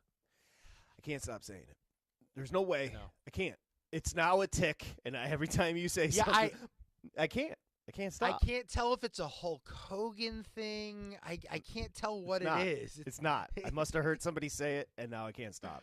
And listen, I'm not proud Guy of it. Fieri, like it's like I don't Guy know who Fieri, that Hulk is. Hogan. I can't. I just can't stop.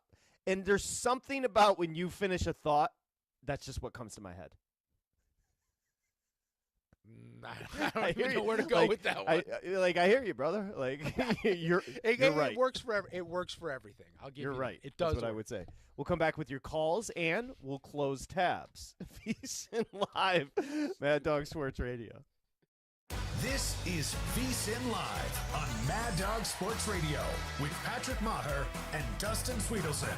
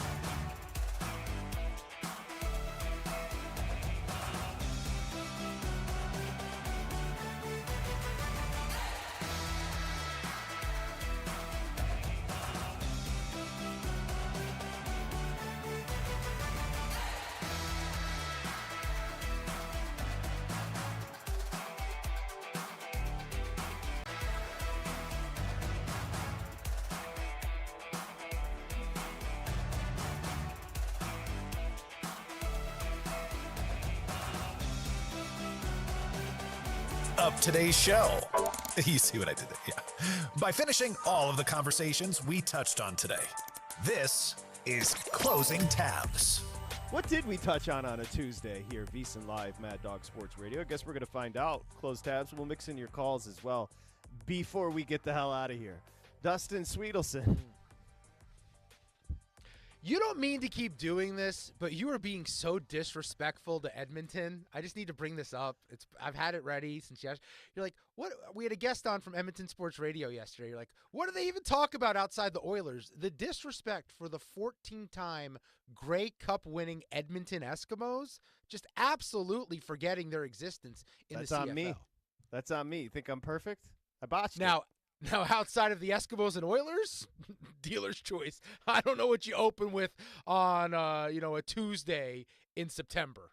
Well, do they talk in Edmonton? Do they talk Oklahoma City and Indiana Pacers? That is a good question. In Edmonton, do they talk about the Detroit Lions v. Chicago Bears? They probably talk about football. The basketball thing, I would assume they care. I mean, there's only one team in the country in Toronto, but a Canadian invented the sport, so have some national pride. I hear you. See, I stopped myself. What else you got? I could hear you thinking about it. That's the issue. It's right. I hear you, brother. I hear you. What else you got? All right. Some presidential meals I want to run by you. See if you can guess the president that goes with it. So far, you don't like this segment at all. Yeah, I don't love this segment. You know me too well. I don't love the segment. I got to be honest. Just ask me about president.